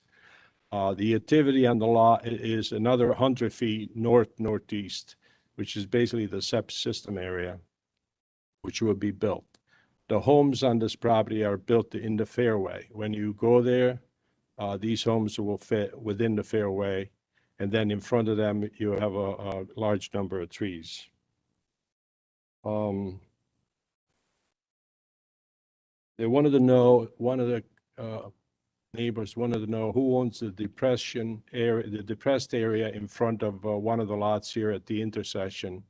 That property is owned by the town, is used as a detention area. The drainage system from this roadway goes into that detention area and then exits north into the Tilcon property.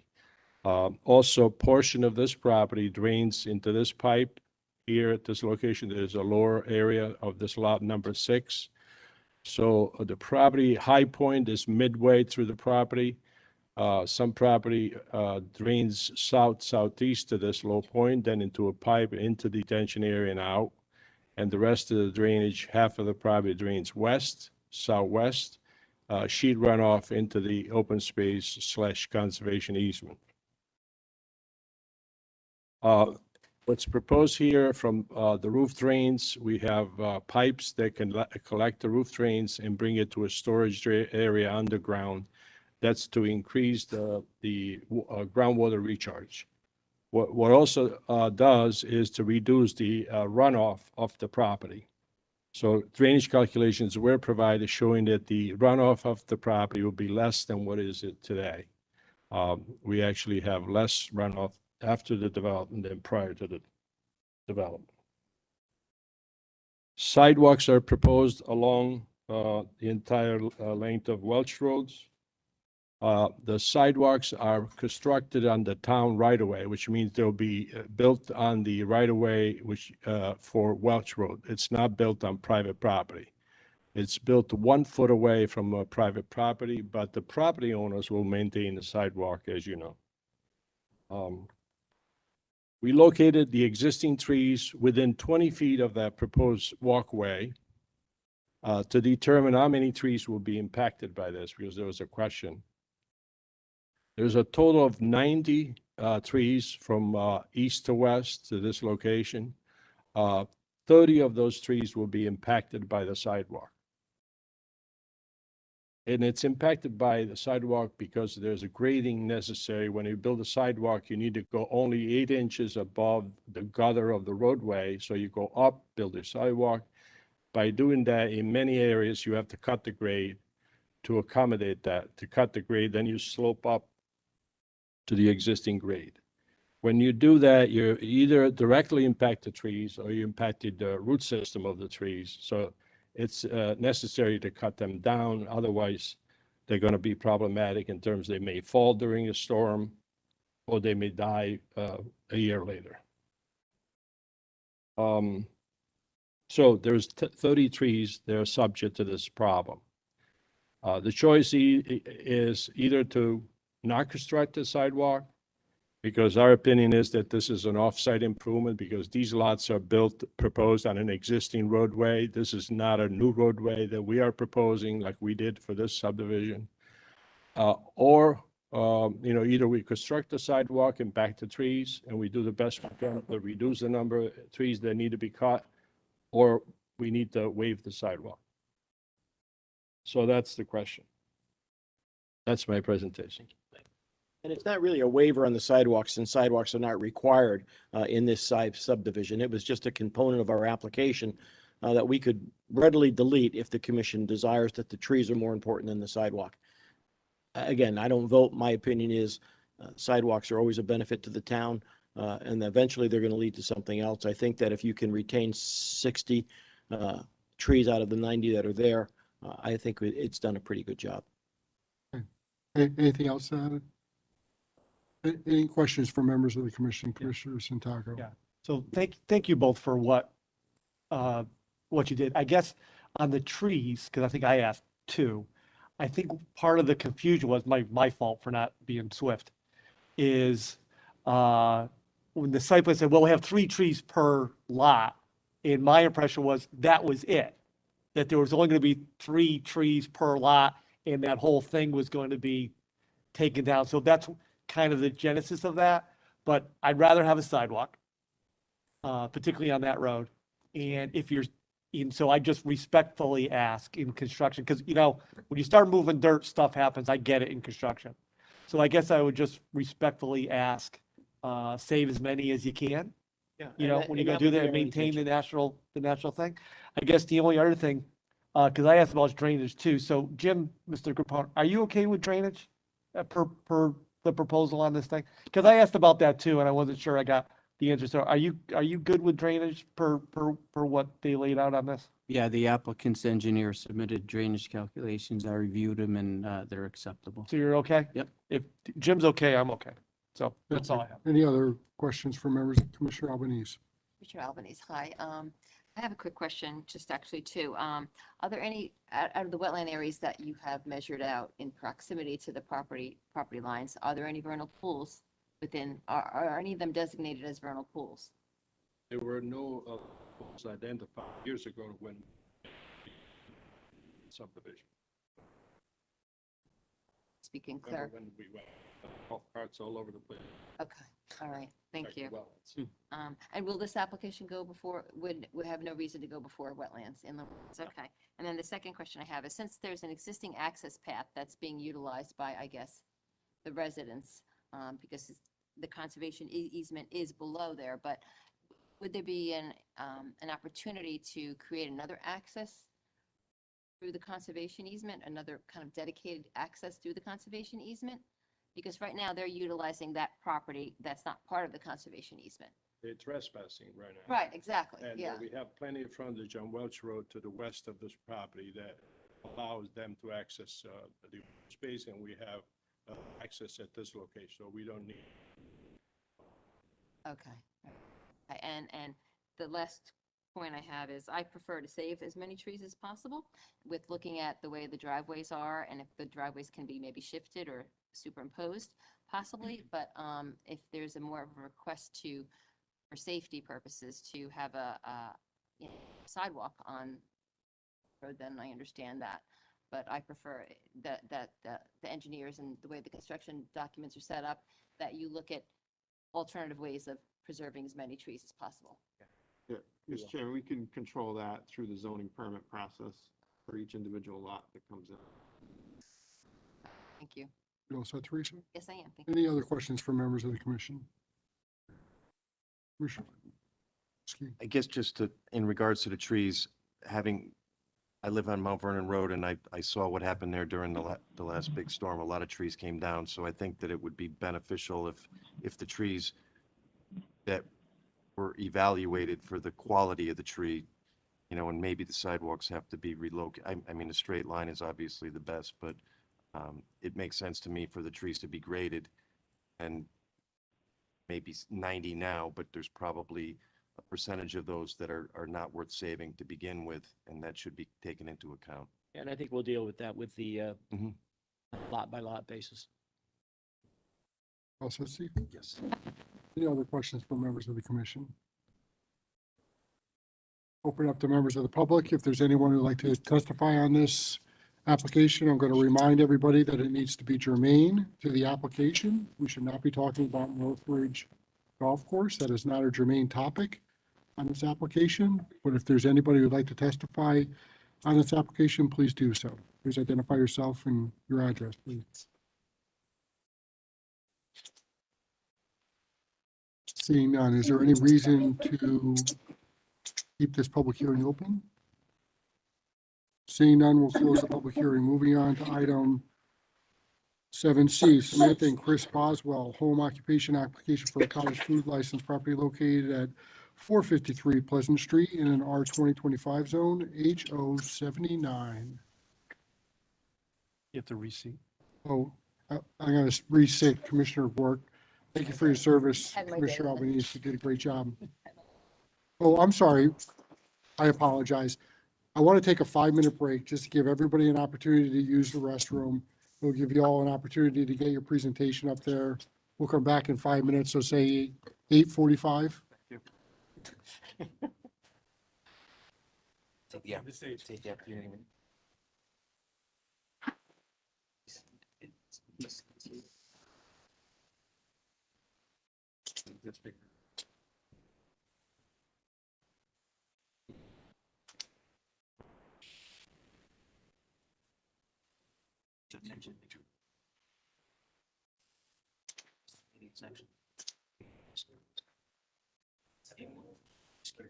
There'll probably be discussion.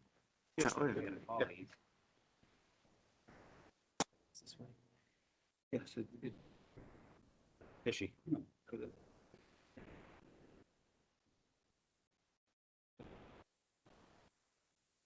Better safe than illegal. Sit up.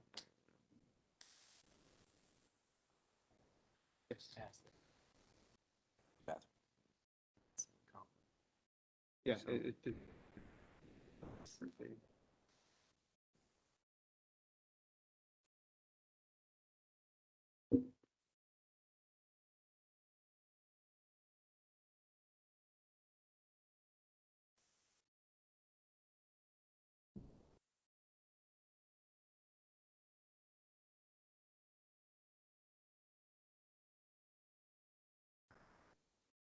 Okay. See anybody?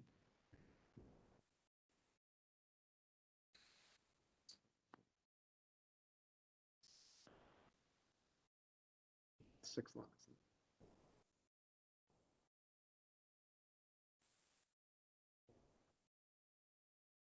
Speculated.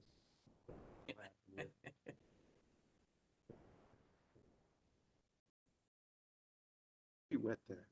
I mean, they.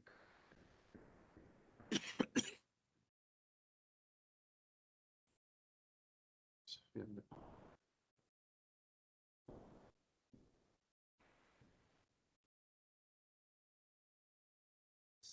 This section here. It's gotta be just for the people that buys this product.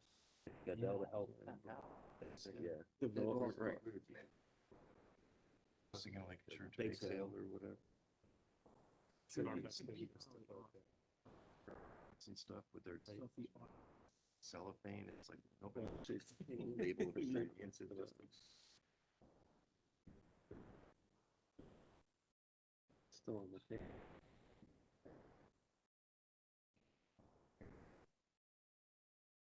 Oh, within that.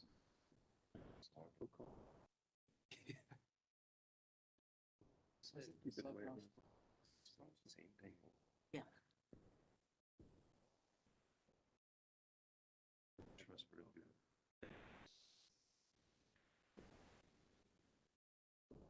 Some parking going, so. Yeah. Parking lot. It's gonna happen.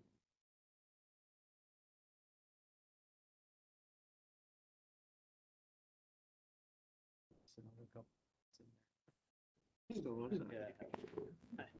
Being there, it's Something for it. It will.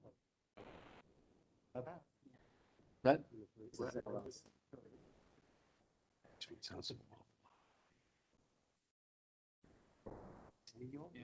like it's got forsaken country in a world.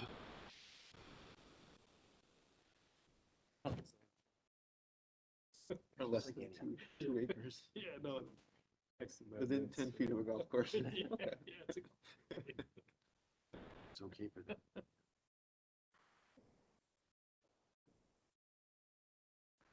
Should be. Yeah, mine's kind.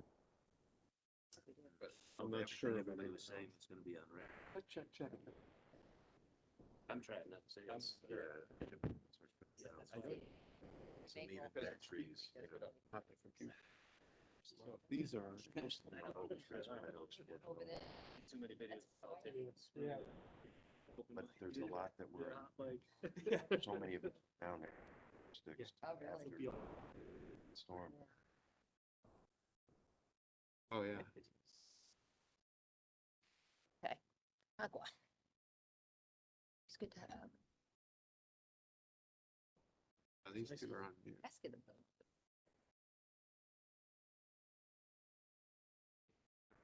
60 now. Actually gained 3 more after we closed the hearings.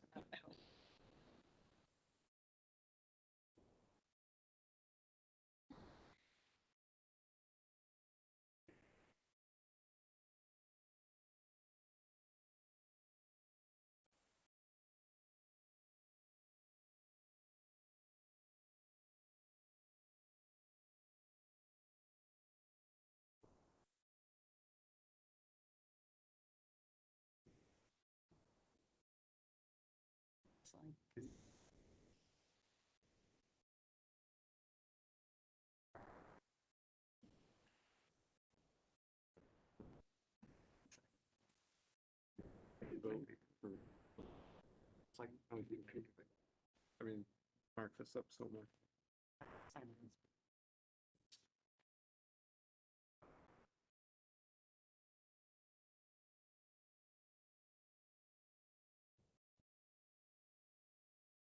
It's off of,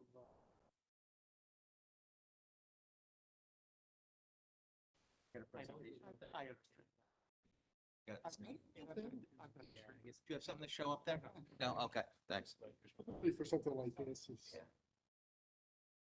Okay, we're gonna get going. Everyone ready? 279.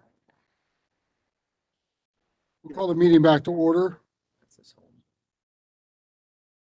Item C. Samantha Boswell, you have a home occupation application in front of, I assume you're Samantha Boswell? Yes. So why don't you go ahead and again, identify yourself, give us your address, and just explain to us what you're looking to do there. Sure. I'm Samantha Boswell. This is my husband, Chris. We live at 453 Pleasant Street. We actually just moved to Southington a couple months ago, so we're excited to be here. We are looking to do a home food cottage kitchen, and so basically we'll be baking nut-free baked goods out of the house, non-hazardous, so nothing that will melt or need to be refrigerated, anything like that, but cupcakes, cookies, banana bread, coffee cake, that kind of stuff. Yeah. We will not be having home pickup at the house, so it won't impact parking or traffic, anything like that. It's primarily for farmers markets, events on the weekend, festivals, that kind of thing. And as I mentioned on our application, we do not have a well, so that is not an issue either. And Okay. we have obtained our Serve Safe certification that kind of goes along with that whole process. Okay, thank you. Your husband have anything he wants to add to it, or? Other than that, her treats are absolutely delicious. Yeah. Other than that, I You didn't mean, bring any? Well, We're both teachers and it's the last week of school, so send some for the next meeting. next meeting, let's take all the ones that you want. But no, I mean, like, it's like she said, it's for farmers markets, for like events on the weekend or things along those lines that we're gonna be bringing them out. So it doesn't affect traffic or anything along those lines. But I mean, yeah, I mean, other than the fact that her treats are amazing, that's all I gotta add for the record. yeah, there's no on-site sales or deliveries that are gonna be taken at that location, No. so, yeah, it's noted on your application as well. Any questions for members of the commission? Commissioner Coles? Hi, thanks for your application. Just some quick stuff. You have approval from Consumer Protection. I'm sorry, what? Your Consumer Protection application's been approved by the state? Yes, it has. Good. Okay. And then, it's just exclusively going to be for farmers markets? Are you going to do any online sales where you would deliver? No, just for farmers markets. Okay. That was it. Thank you. Very good. Any other questions for members of the commission? Seeing none, thank you. I'm going to open it up to members of the public. If there's anyone who'd like to testify in this application, please identify yourself and give us your address and share your thoughts with us, please. Thank you. Hearing none, is there a reason to keep this application or this public hearing open? Seeing none, we'll close the public hearing. Moving on to item 7D, special permit application of Richard Volkey, applicant to furnish and install ground-based solar PV array consisting of 48 panels, approximately 852 square feet in total area on property located at 374 Wedgewood Road, owned by David and Rebecca Balkin in an R40 zone, SPU 650. There we go. Look at that. Go ahead. Give us your name and address. And Rich Vogt, 373 Wedgewood Road. tell us what you want to do. Go ahead. So we want to put a ground-based solar array in Dave's house here, which is across the street from mine. Basically, it meets all the requirements of the text amendment that was done to the regulations at the last meeting, I believe. The square footage, the height, the wattage of the overall array in AC watts.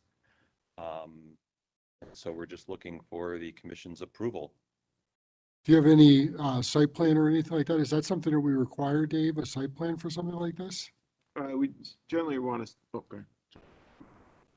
There was one submitted. Oh, one So submitted. we're Okay, pretty okay. much the same as what's on that drawing. The only thing that may change, and this depends on racking companies, is that when we originally proposed this project, which was in December of 2020, the configuration of the panels was a 6x8 configuration, and the company that was going to install the racking is currently not available until the middle part of July. And this project has a deadline with the Connecticut Green Bank of mid-August, at which point it has to be interconnected with the utility approved by the town and a net meter installed. And so I have serious concerns that if I wait until mid-July for that racking company, we may not hit the deadline for the rebate. So there's another configuration, which I have a drawing of if you want it, which would be 3 high in portrait by 16 wide. It's the same square footage, the same footprint, just a different layout of the panels. Okay, Any questions for members of the commission on this? I just want to know. Commissioner Santago. So I know we had a long discussion about hiding is a bad word, making the solar array less visible to neighbors, either with foliage or what have you. And on your site plan, I don't see that. So what's the plan for that?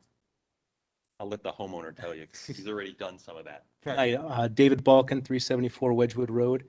Going back to the December meeting, it was brought up about vegetation, and we had submitted letters from the neighbors to the north and south that they were okay with me going and doing that, doing the installation of the solar array.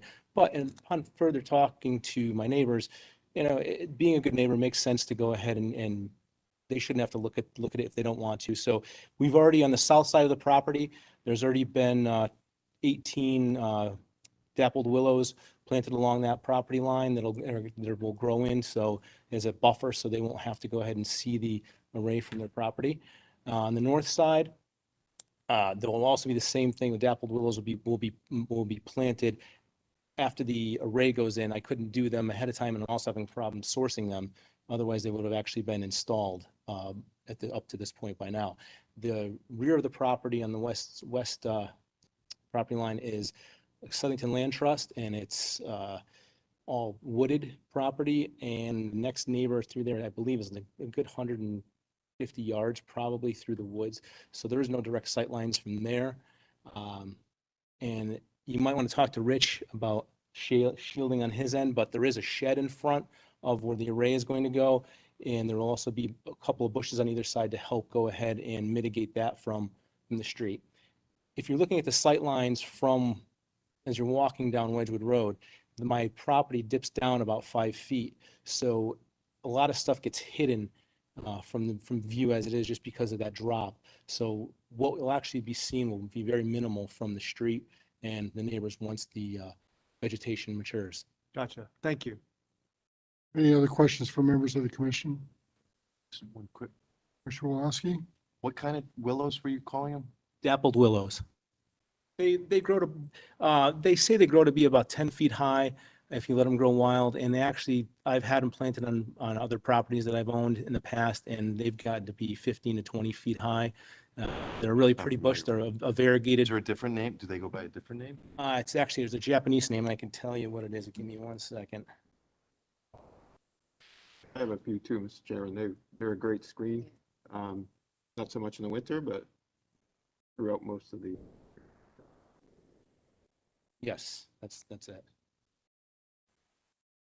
What was that? You had the Latin name? Arcuro Nishinki? Okay, help me. all right, got it, thank you. I couldn't even pronounce it. Any other questions for members of the commission on this application? Question. With Commissioner that, Bork. the land conservation I know, my mother used to live on Wedgewood.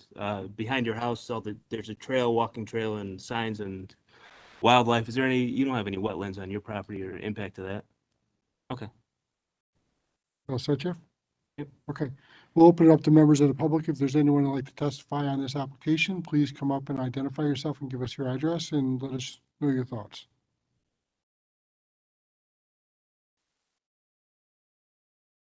Hi, I'm Val Guarino from 1432 East Street. I'm representing Southington Land Trust, which I don't have any objection to the solar array. It's great, it's environmental. I just have two concerns. Number one, the property line. Has it been established where exactly the property line is? Because the site plan shows it 10 feet in from the property line. And I want to make sure that our property isn't impacted in error. And I don't know what's involved with the installation of the panels, but the land trusts can't have any disturbance to our land. So we only have 10 feet to play with. I don't know if there's any more grading or that's got to be done. But just, we don't want our property. So if there is a survey, the property line really concerns me a lot. I don't know if it's been surveyed or by certified people, or don't get a sense of how much engineering went into this. So that's all I have to say. Thanks, Val. We'll ask the applicant in a second. Let's leave it open for anyone else who'd like to testify on this application. Seeing none, if the applicant could just address those two concerns that were brought up. Has the property been surveyed, and during the construction, how would you do that without affecting the land trust property? So none of the adjacent properties will be impacted at all. And to install the array, it's literally 10 auger screws that will be screwed into the earth. There's no excavation, there's nothing. So it's really minimal impact. I assume you have a survey of your, I know I have one of my land that I live across the street. Right, we have the survey on record and we'll be taking off the pins from the street to make sure that we stay within the boundaries that are required by the regulation. Okay. Okay. Anything else to add? Only that we need to get if we're going to get an approval, we need to get it tonight because there is a deadline with the Green Bank that expires in approximately 60 days. And if we don't get an approval on this meeting, the next meeting will be too late and the homeowner will lose $6,000 and change. That's already been extended by 180 days, so there's no more extensions allowed. Thank you. Okay, thanks. Is there any reason to keep this public hearing open? Seeing none, we'll close the public hearing. We'll move on to the business meeting. I'm going to take up item A, B, and C in its totality for the purposes of having a conversation about what commissioners' thoughts are on that application. I will say that the sense right now is that we will not be voting on this application tonight. The plan would be to vote on this application at our next meeting, which is scheduled for July 20th. In the summer months of July and August, we go to one meeting a month, commission members, you might remember, but so I'll just open it up for commissioners to share any thoughts that they want to share at this time on the Landing Street application. Who wants to start?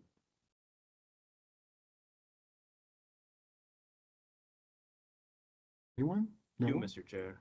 I'll start. I'll start. Keel, wants to go? Commissioner Coles? I'll open her up. Go ahead. Thank you, Mr. Chair. So we've been going at this for a few weeks now, and we've had a lot of commentary from the people who were notified in the neighborhood. And I think that from my perspective, at least, that weighs heavily on my thoughts on this. While a lot of evidence, quantitative evidence was submitted by the applicant, the qualitative reports that we received from the people who live in the area can't be ignored. And while Attorney Maccarello in his report discussed that that there were no obvious complaints to the police or public works, we have heard testimony from the applicants or from the public to the contrary. And again, as Attorney Maccarello noted, that it was in his research, and this is what was reported to him. And I want to be clear that I'm not calling you a liar. I'm just putting the two things out there.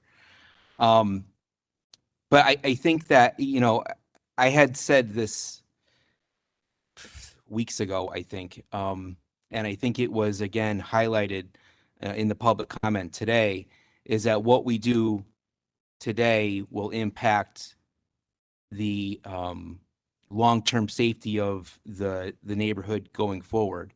And we've heard a lot about different structures and construction that's going to be done, or that has been done, and that adding this much density will logarithmically increase the hazard along the street more than it would be designed if we were to keep the existing zone. I'm not going to talk just to talk, but I think that was my biggest point. And I still, when I brought that up in the beginning, I still haven't been satisfied by the really impressive technical testimony of the applicant. And I still have that anxiety that the existing street isn't going to be able to safely handle this many more houses in a densely built development. So I think those are my thoughts. That's where I'm going, just to kind of open this thing up. Thank you, Mr. Chair. Thanks, Caleb. Any other commissioner would like to share their thoughts? Commissioner Santago. Sure. I'll commend the applicant for working with staff and doing everything they can. Has been very amenable to anything we've said and made changes for that. Everything that they've done, they're well within their rights to do.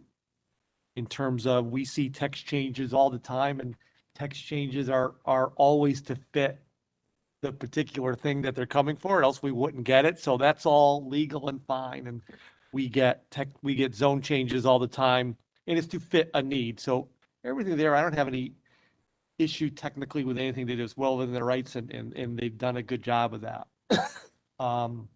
In regards to the HOD, I think some of the language being proposed to change the HOD to me is a bit problematic. I'll go to 3-08-4.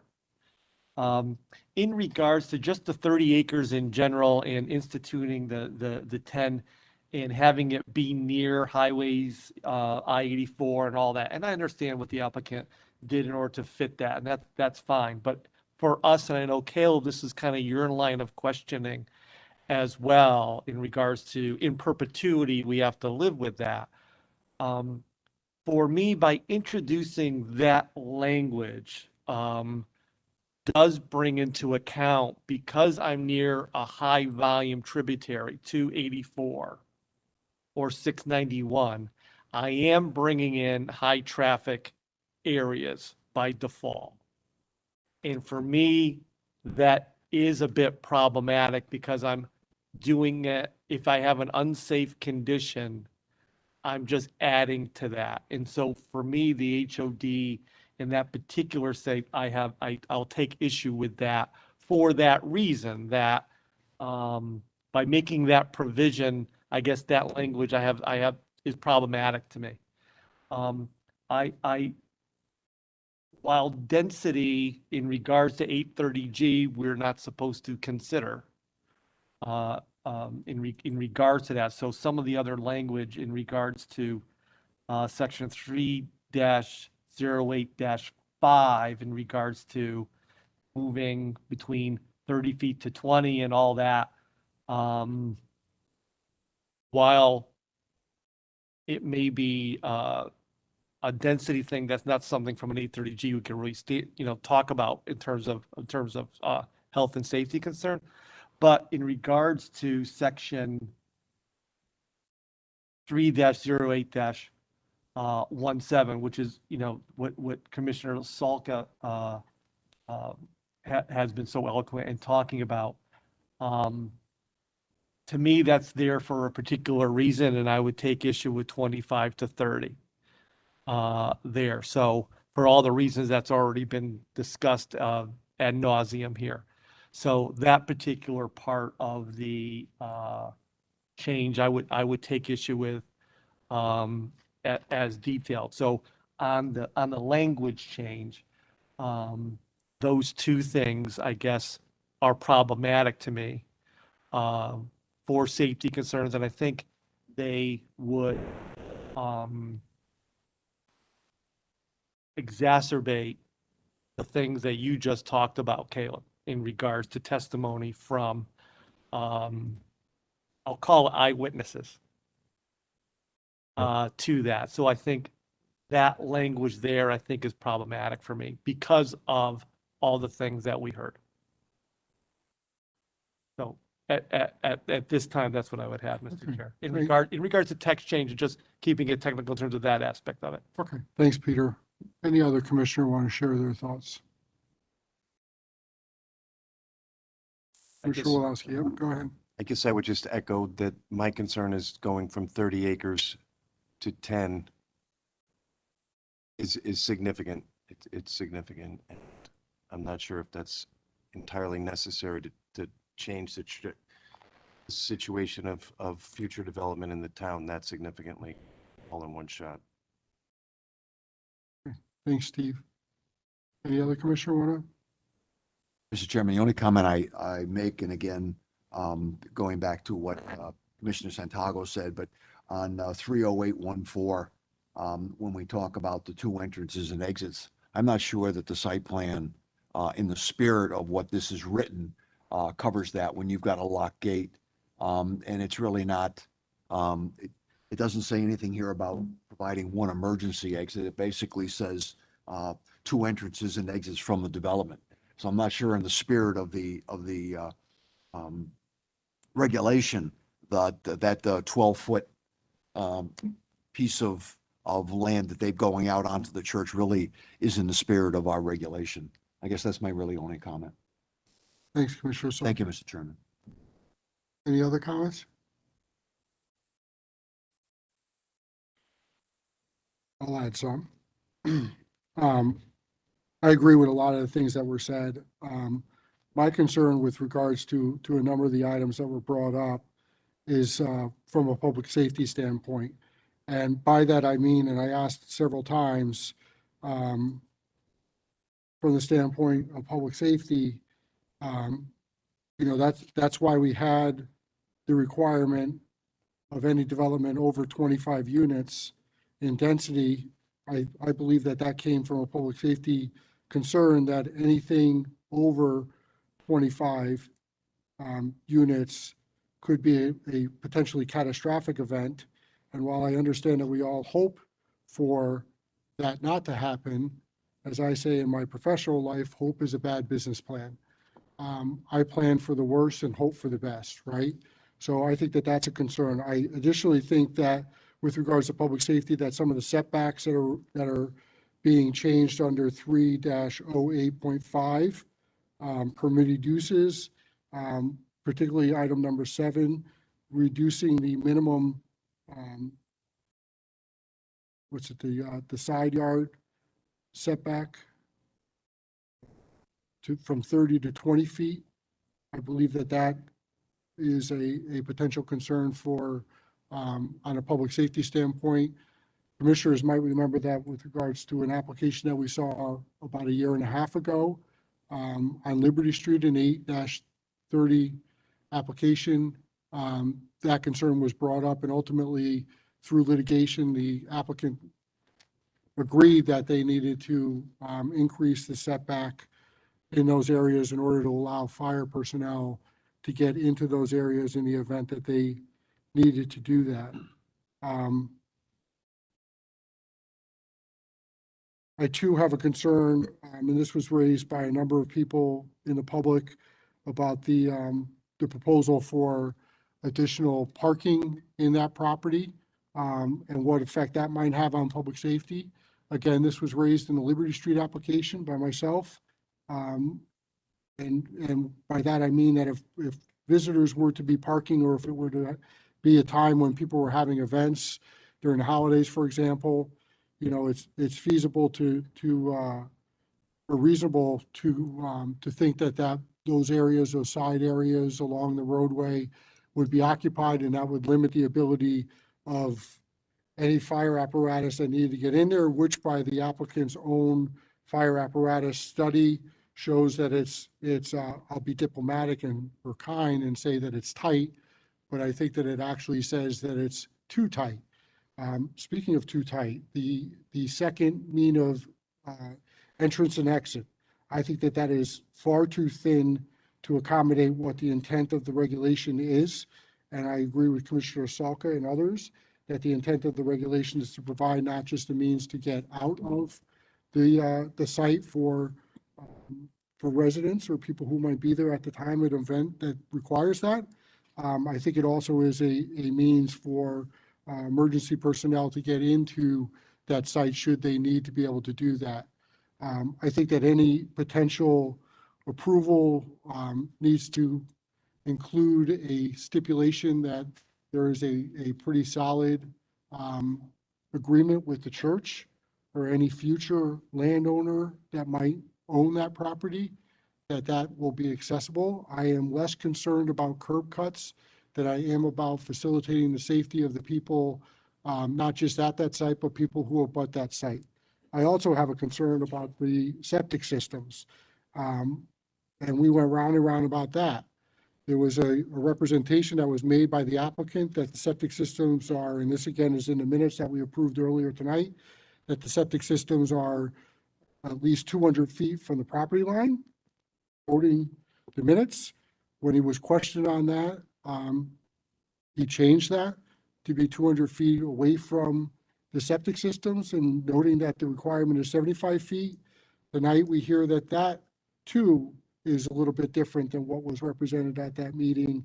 And I'm concerned that any, you know, with the topography of the land, that any potential problem with the septic system on that location caused by this development would adversely affect the septic systems of abutting property owners, to the extent that they would not have a working septic system, which is a public safety or public health concern. And I don't think that it's fair, to put it bluntly, that they would have to incur any costs to address a problem that was caused by a development that caused the problem. So I think that if we're going to approve the application, that we also have a stipulation on there that any septic problems that are caused as a direct result of that development, that the developer is responsible for addressing those to the satisfaction of the property owner and the town's Department of Public Health. Mr. Chair, just a question Yep. on that. Commissioner Gould. The neighboring septic systems or the wells or both? Both, actually. Because you said septic systems, I thought you meant wells, so I just, I did. I mean, I'm relatively satisfied that the well situation is not one that is going to be a problem, although you know, it could be. Yeah. And I think that needs to be considered when we adopt any action on this application. Relative to the street traffic, I mean, it's a level F. You can't get worse, as was testified, than a level F. Adding to a level F simply compounds the problem to a point that it's not measurable because there's nothing beyond a level F. That presents a public safety concern for me as well, because that not only affects residents, both of the development or of the adjacent properties, ability to get in and out of that area in the event that it becomes an emergency event. It also would affect the ability of emergency personnel to get in and out of there. And as I said earlier, in the event that there's an event and cars are parked along the entranceway or exit way, the two entranceways or exit ways, which in my mind are needed, you know, the ability of emergency personnel to get in and out of there, I don't think is adequate. So I think that any approval or any action taken on this, we need to increase the size of those, both of those entrances and exits. I think that's all I have at this time. Anyone else? We all set? Okay, so with that, we're going to move on to item, I think it's item. So what's the next action then? Mr. Chairman, if I may, I just, Attorney Smith, go ahead. yeah, if the commission is not going to be acting tonight, then I think we have a sense of the commission's concerns, at least with those that have been expressed so far. But what I would suggest to the chair and the commission is that, first of all, go over the points that the commission has to consider in an affordable housing application, which is one, is it an affordable housing application? Is there a need in Southington for affordable housing? That's a state statutory construct, so it is at this point because you're not at the 10%. And did the applicants succeed in saying they're going to set aside enough units that under the 80% and 60%, they've offered that. So that qualifies it to be considered under that statute. That being said, then if the commission has a concern about any aspect of this, and that's any aspect in the text change, the rezone or the site plan, then what the commission needs to do is there a public interest in safety, health, or other issues that can be legally considered? And so if you find one, as some of you have already articulated, then can reasonable changes be made to those problems such that you could still allow affordable housing to be built? And if there are no reasonable changes, then you would have to say no. But if there are reasonable changes, such as the chair, for example, was saying, well, maybe you could widen or create an access way that meets the current regulations instead of the one that the applicant has suggested to the church. That could be construed, if that's what the commission finds, as a reasonable change. Now, the applicant may disagree or whatever, but that's the analysis you have to go through for each aspect you're going to do. And then I think I just want to remind the commission, as you know, because you've been through these a number of times, that whatever decision you make, whether it's an approval with modifications, or denial, the applicant has, the applicant, if it's a fully approved, they're not going to challenge anything. But if there's approval with modifications or a denial, they have two choices. They can, within 15 days, take an appeal like any applicant would do, or under 830GH, they can resubmit trying to address the commission's concerns and still preserve their right to appeal the original decision but come back in and seek a modification. That's that whole process that you've been through before. So that's the alternative. So with that in mind, it's a long-winded way of saying, Mr. Chairman, that we could write motions for all three and in draft, and then present them to you, and then the commission can change them any which way you wish. That would be my suggestion. Yeah, I think that's a great idea, Attorney Smith. What's the sense from the rest of the commission members? Agree. I always seek legal counsel, particularly on this type of thing, so that's good with me. So Attorney Smith, go ahead. That's very similar to the process we did with our last 830G. Yeah, I recall that. Thanks, Jeremy. So I think that Attorney Smith, you have some work to do.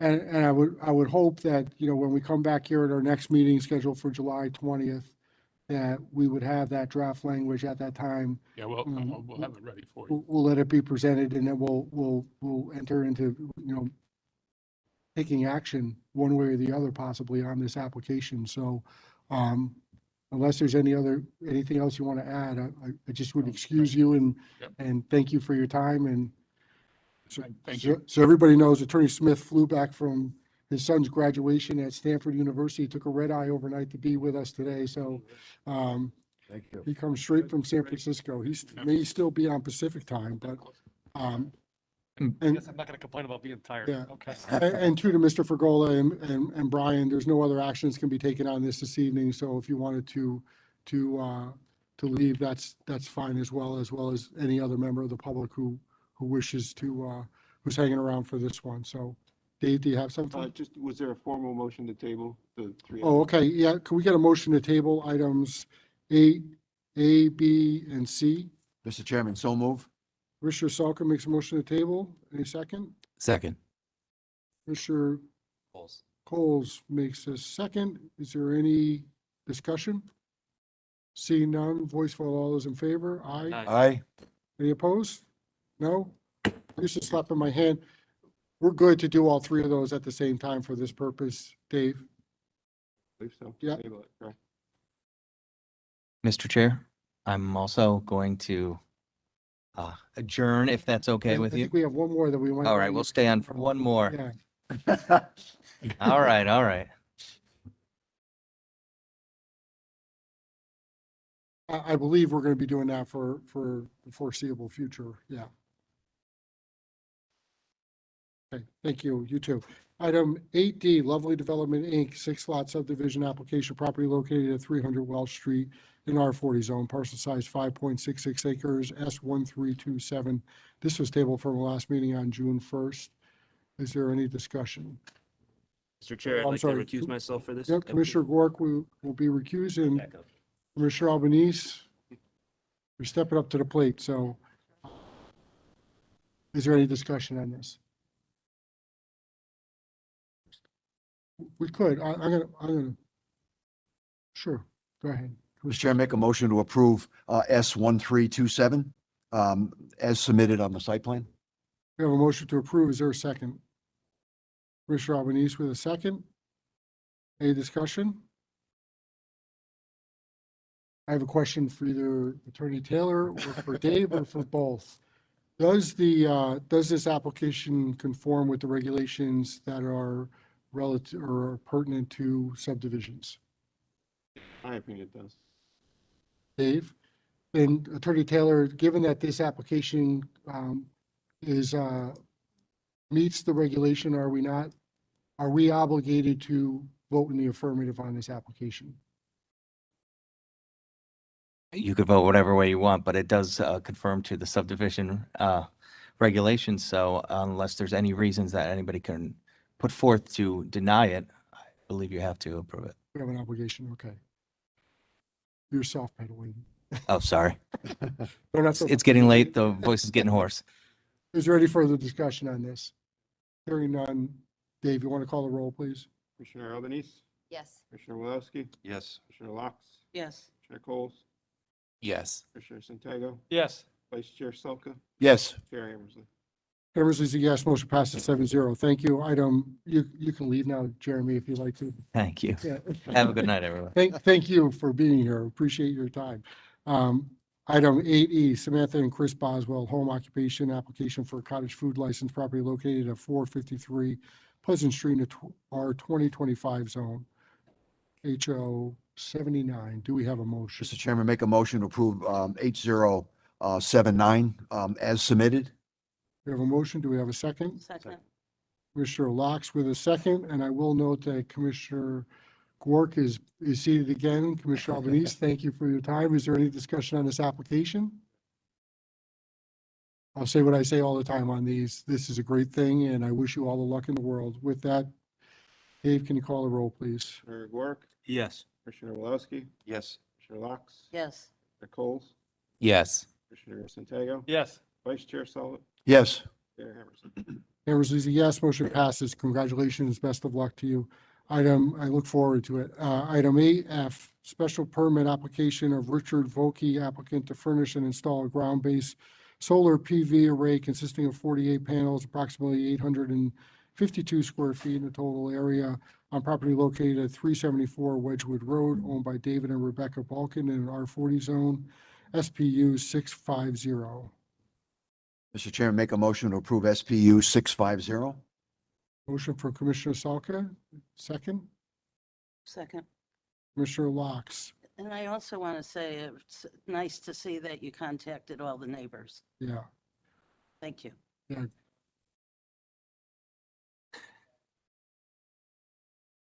Believe it or not, we usually get people who come in here who haven't talked to the neighbors, and the neighbors show up, and it becomes a, Yeah. along the lines of the concerns that were brought up by the Southington Land Trust, is there any need to put any stipulations on this in the commission's opinion?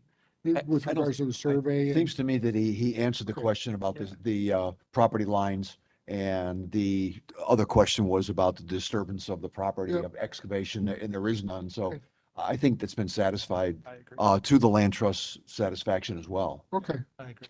And just to reiterate what Commissioner Locke said, I think sometimes we take for granted, or how many times have things come to us and it goes another meeting because people didn't take the time to talk to their neighbors, and Right. and then we try to get in the middle of, and what do we always say? We're trying not to get in the middle of neighbors talking to neighbors, right? We always say that. It's not our business. And so that cannot be understated in regards to what you brought up. So thank you for bringing that up, and should be commended as what you're supposed to be doing.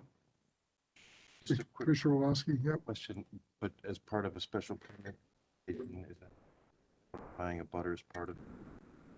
Yes, but it's another step, and it sounded like the step that the applicant took was to actually knock on the door and engage or invite Versus just sending a a letter. conversation instead of just sending a letter in the mail. Yeah, Just correct.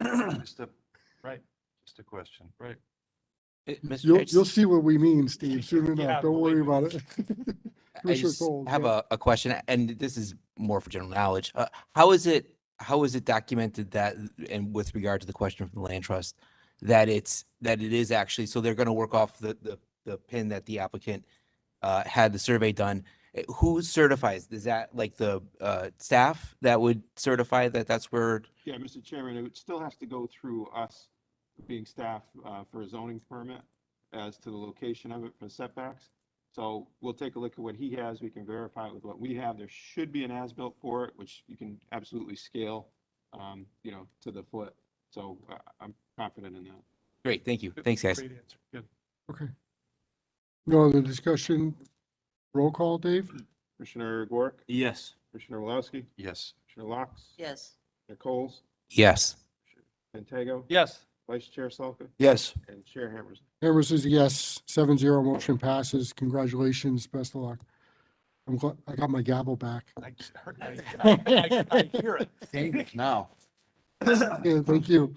Item 8G, Romano Parker and Associates, applicant site plan application for a gasoline filling station and convenience store car detailing property located at 1608 Meritor Waterbury Road, owned by Midstate Manufacturing, in B zone, parcel size 1.37 acres, SPR 1818. My understanding is the applicant has asked for a tabling on this matter. Can we get a motion to table? So move, Mr. Chairman. I'm going to give it to Santago just to Okay. mix it up a little bit. I'll second it then. Commissioner Solka with his second. Is there any discussion on this? All those in favor, say aye. Aye. Any opposed? Motion passes. Item 8H, Southington Chester Community YMCA application for an extension of earth excavation for removal of 125,912 cubic yards of material property located at 1,000 East Street in R80 zone, parcel size 141.6 acres, EE 141.1. The applicant, I don't think this is ready for action, correct, Dave? Correct. The table has been requested for this and item I, which pertains Could to it. could we make a motion to table both item H and item I? We do that simultaneously? Yes, as long as you reference it's a. Okay. Second one is. It's the first. same property. Mr. Chairman, I'll make a motion to table items H and I. Salka with a motion. Do we have a second? Second. Wolowski with a second. Any discussion? None? All those in favor? Aye. Aye. Aye. Any opposed? Motion passes. Item 8J, Great American Donut Site Plan Modification Application for a new restaurant building with a walk-up and drive-through pickup window service, property located at 756 Main Street in a CB zone, parcel size 2.01 acres, SPR 1820. This was tabled from June 1st. And I believe we have the applicant on our WebEx. Yes, hello, good evening. Andrew Quirk, professional engineer and principal with Kratzer Jones and Associates. I know you've had a very long night, so I'll try to be brief while still giving you the information that you need on the site plan. If possible, I'm going to try to share the screen. Hopefully that will work. If you can just confirm that you're able to see the cover sheet of the site plan set on the screen. Yep. Okay, great. So the application you have before you is for a redevelopment of the existing Plantsville Dunkin' Donuts that is on the parcel 756 Main Street. The address of the Dunkin' itself on the ground lease area is 746 Main Street. The parcel is shown on sheet E1 on the second sheet here. Again, it's a 2.01 acre parcel in a CB zone located in the center of Plantsville. On the sheet that's here, Route 10 is to the right, Main Street, and the Quinnipiac River is to the northwest, which is on the bottom left of the sheet. The ground lease area is for the parking area and the present Dunkin' Donuts that's in the southeast corner of the parcel. It's presently a walk-up only Dunkin', and the proposal before you is to redevelop that site as a walk-up with patio area and a drive-through location.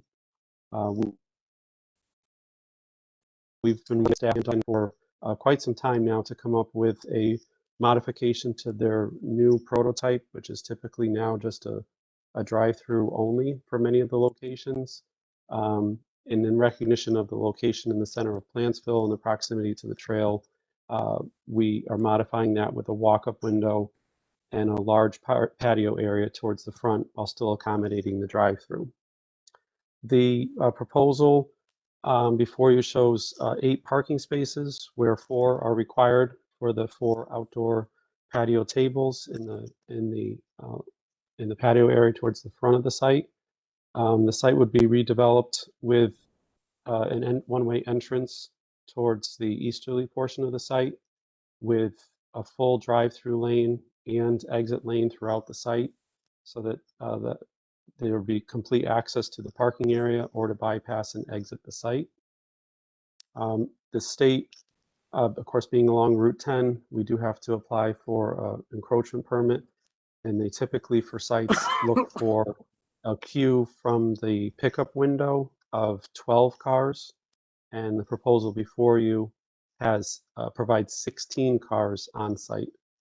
The pickup window is located here on the westerly portion of the building, and then at the 6th car is the menu board to place the order, and then we're showing the remaining stacking area adjacent to the building, queuing around. The parking is designed for employee and patrons with a walkway that would connect along the town walkway towards the front of the building.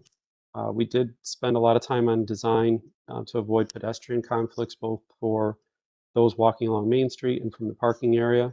So we've introduced these decorative walls that will define the patio. They're just 2 feet high, but to ensure that people are not walking across the parking area and across the drive-through window, the walkways. The proposed building is 1,006 square feet. It complies with the regulations in terms of landscaping for the street trees, new landscaping areas. All of the improvements along Main Street would conform to the town redevelopment project for Plantsville in terms of the brick paver style. And match the patterns that are being developed throughout the entire center of Plantsville. For the stormwater plan, presently there's 7,906 square feet of impervious. That'll increase to 12,723 square feet, and that will be handled by a rain garden area towards the rear of the property. So the increased impervious area will be directed and collected in that rear area, where through the plantings and just natural soil infiltration will result in 0 increase in runoff through the 100-year storm event. And all of it connects to the existing catch basin that's in the parking lot today. We are providing a loading area. That was something that came up in one of the later comments. Also, I'll go back in terms of the modifications by colonial style features in harmony with the center of Plantsville. We do have the architect online if there's particular questions about it, but elevations were submitted and a cupola was added per town staff comments to try to really ensure that it has a colonial look, different than just the standard prototype, but in harmony with the colonial center there in Plantsville. We have been working very closely with town staff to try to address all the comments. I believe we have addressed all of those. There were a few notes today that came out of those comments that I can just address. One being that we did identify a loading area in front of the dumpster area for the standard box truck deliveries that would take place for the restaurant. When the town project is at the stage where they've identified the type of brick pavers and the details and the lightings, we'll incorporate that in our plans to match, just the same as that improvement project. We're showing a grease trap internal to the restaurant, but we do agree to the larger 1,000-gallon grease trap if required for the type of restaurant that would be provided as well. And there was a comment about the dumpster pad detail, and we've addressed that. So I think we've addressed town staff comments and working through with them. Tried to be brief on my presentation, but I'm happy to try to take any questions. Thank you, Andrew. Are there any questions for members of the commission? Andrew, could you tell me again, what number of parking spaces did you say? I thought you said 8. Yes, 1, 2, I'm only 3. counting 2, 4. I'm only counting I think I 6. misspoke in that there are 6. Yes, I think I misspoke. There's 6. There's- There's 4 required, one per 2 seats, and there's the 4 tables with 2 seats, but that, you are correct, there's 5 6. plus 1 handicap. Okay. And Dave, the questions that were posed by your predecessor, have they been answered to your satisfaction? Yes, Mr. Chairman, I actually reviewed this plan myself, so everyone's satisfied. They made changes that we requested. Okay. Mr. Capone, the questions that were posed by you to the applicant, have they been satisfactorily answered? Yes, I want to just reiterate on the stacking requirement. I personally checked with Conda on the requirement.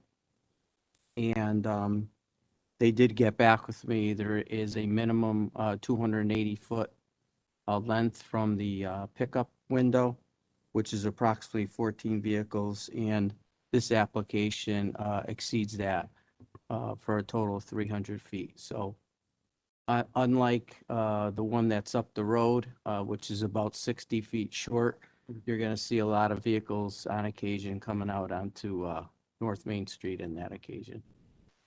So I'd like to thank the applicant for making those changes. And that's continually backed up there in the morning at other location, but Andrew, you talked about the delivery and you mentioned a box truck. The intent is to have the use of a box truck as opposed to an 18-wheeler for any deliveries at this location, correct? Well, most of the deliveries would be by the box truck. Then they typically have the larger tractor trailer for the weekly deliveries, more the paper and dry products. And we did comment with the town staff that that may be accommodated either through the municipal lot, or sometimes they do just have to back up in the site. That's what they presently do today during off-peak hours. Being a drive-through only location, this does have more limited hours. I don't have it in front of me now, but I believe it's from 5 a.m. to 8 p.m. So trying to accommodate off-peak deliveries when they can back up in the site. So there's a couple alternatives for the larger delivery truck, but the more frequent box truck can be accommodated in front of the dumpster. Okay. Any other questions from Commissioner Williams? So it's your impression that the traffic's not going to back out onto the street like it does in other locations?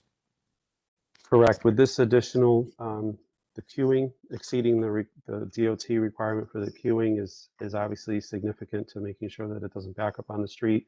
Also, unlike some of the other sites that were mentioned, this has a continuous bypass lane. Some of the other sites only have one lane, and so once you're committed into that drive-through lane and it's a long lane, you have no way out. At least in this site as well, if it got long, there is an exit where patrons could come around and park, or just come around and exit the site. Once it got to that length, there's those options to ensure that it wouldn't back up on the road. I guess my comment would be that while everything sounds great, that if it does overflow into the street, it's going to create a real problem, as has been shown. Yeah, that's true. That's always a concern. I guess just with this site, I see a number of alternatives to resolving that between the continuous bypass, the full-length queuing. Also, there is a walkway to the municipal parking lot, which is immediately adjacent. I know presently that a number of people choose to park in the municipal lot and walk over, so that can still be accommodated. So I think in that situation, this particular site has a few options that would prevent it from backing up onto the road.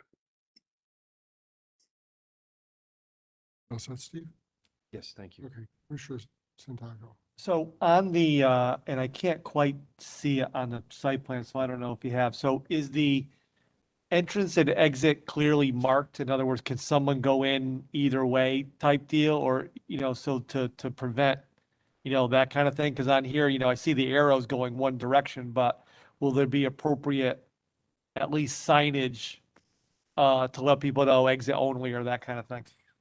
Sure, excellent question, and yeah, there certainly would be signage on the rear of the stop sign that it's exit only.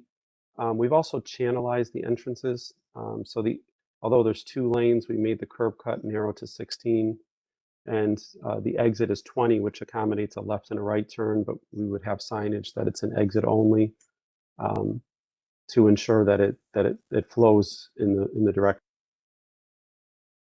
Yeah, I mean, it's tough to go left Sure. out of there anyways. I mean, you got the intersection there on the light, so it's regardless, it's tough to go left out there. It's tough to go left out of there now.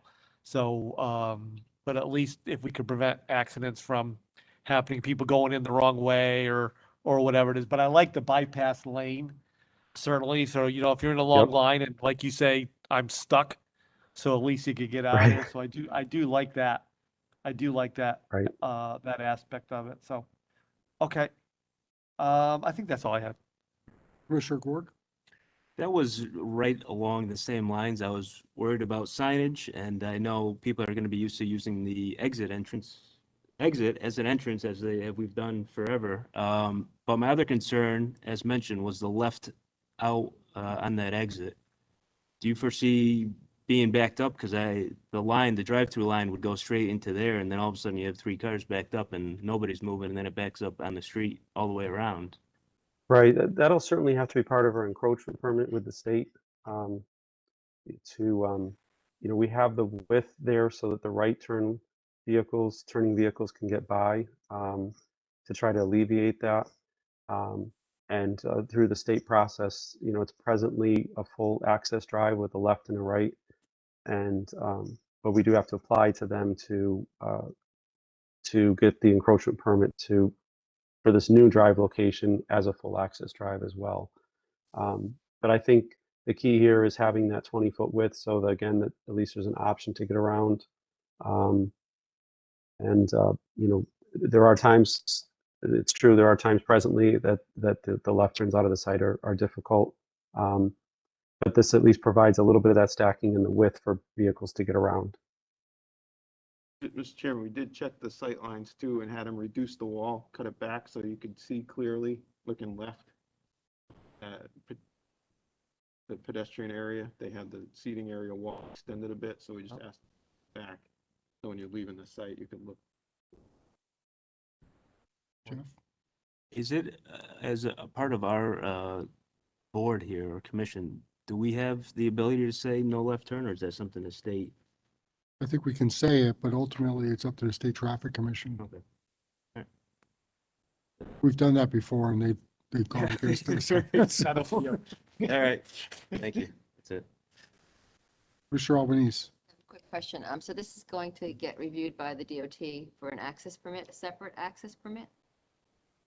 Yeah, they title it an encroachment permit, that any work within the state right-of-way requires an encroachment permit. And as Right, part of that right. review, they'll have their traffic engineers review, utility engineers, all the coordination that they have through that permit process.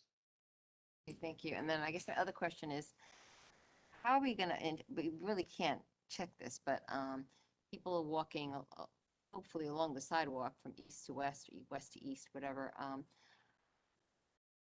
How are we going to assure that people aren't going to be crossing across the exit drive and the drive-through? Because the only way that they can get access to the patio and to the walk-up window would be, of course, from the sidewalk, which is probably going to be difficult to do anyway, but people should follow the sidewalk. But I would think some people are also going to park, like you said, in the parking lot that they've done in the past, and they might try to cut across or walk across. So, I mean, how do we assure that that's not going to happen as far as a safety issue? Yeah, Mr. Chairman, Andrew, if I may, I think I know the answer is that wall is the length it is to cut that off. So you're kind of funneling people to the Okay. sidewalk instead of having them cut across the lot itself. Okay. Because they'd walk right into that 2-foot high wall By wall, someone might. in the jump. landscaping. Gotcha, thank you. Yeah.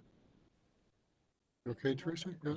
Any other questions from members of the commission? Commissioner Coles? I'm just going to kind of follow along with Commissioner Albanese's question. I'm just looking at the drawing of the site plan, and if you're looking at a right turn, there's a planting there in that section.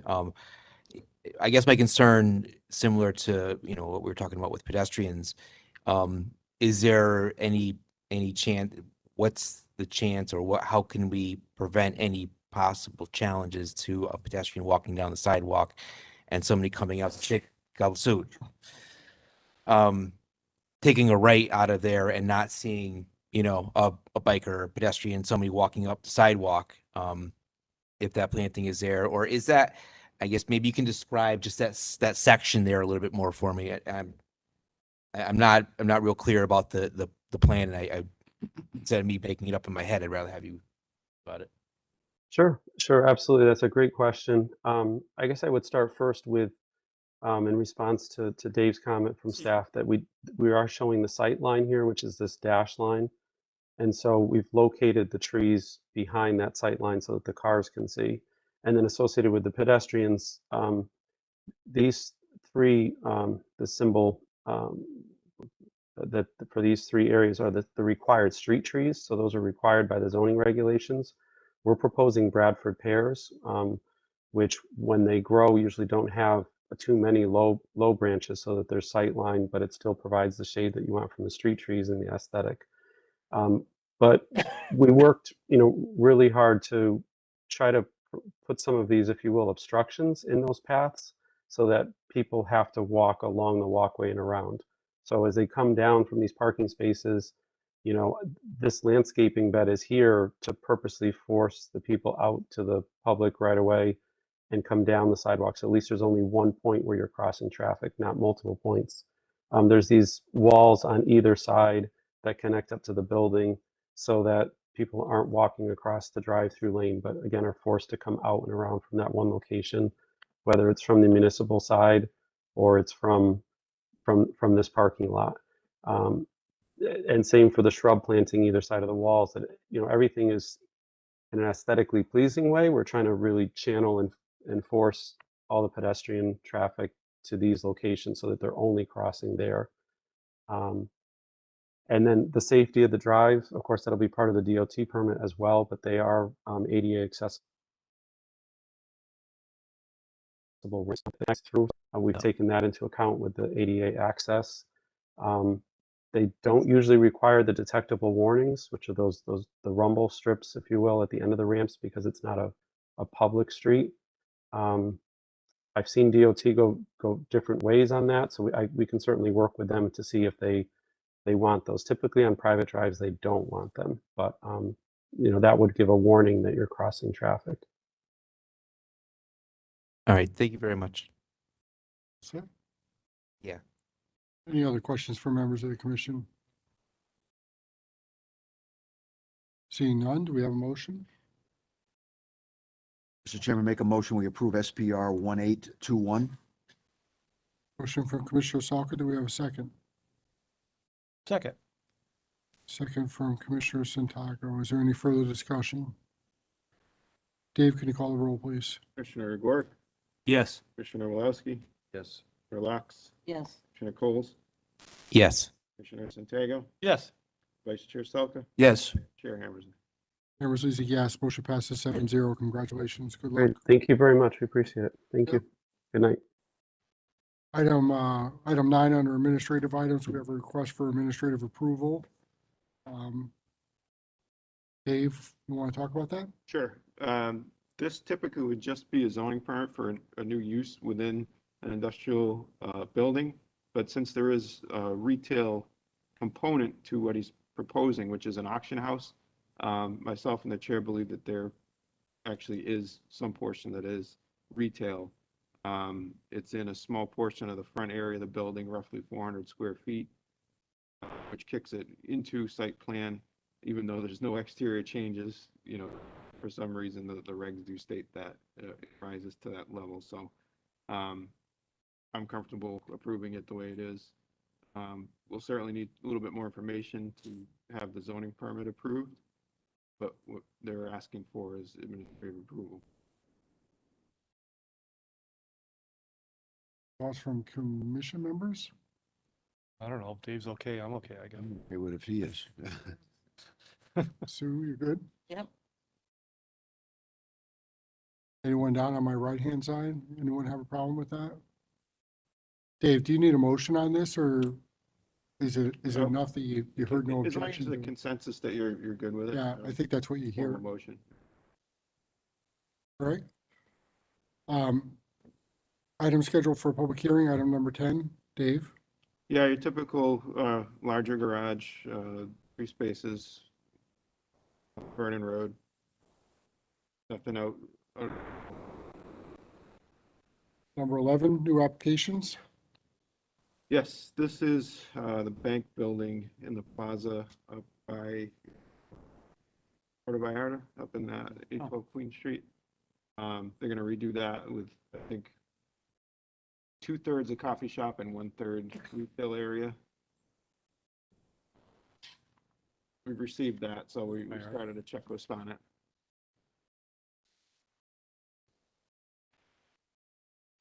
I remember having a conversation with Rob Phillips about a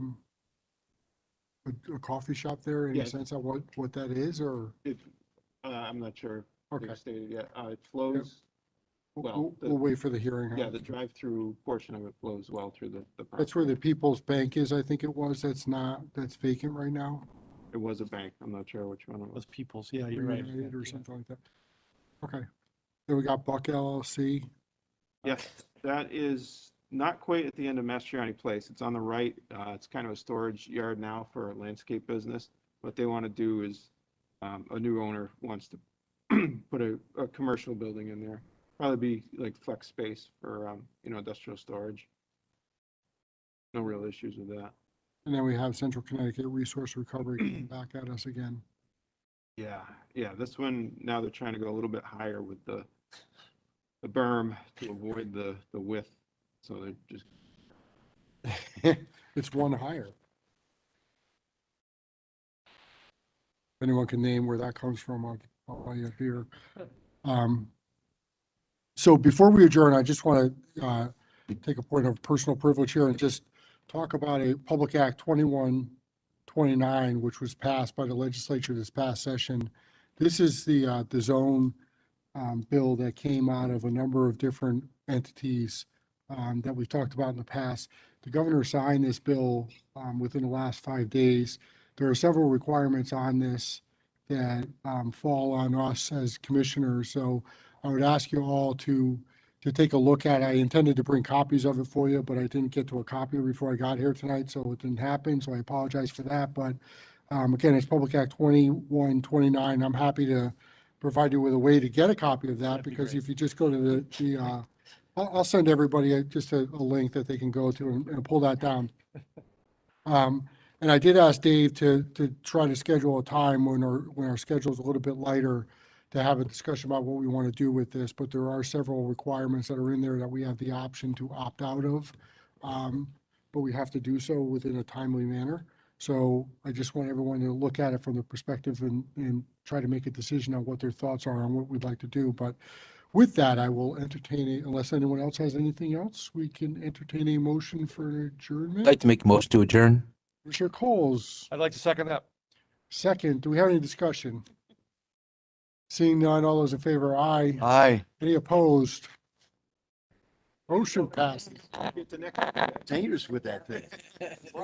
Jesse, you got called out tonight.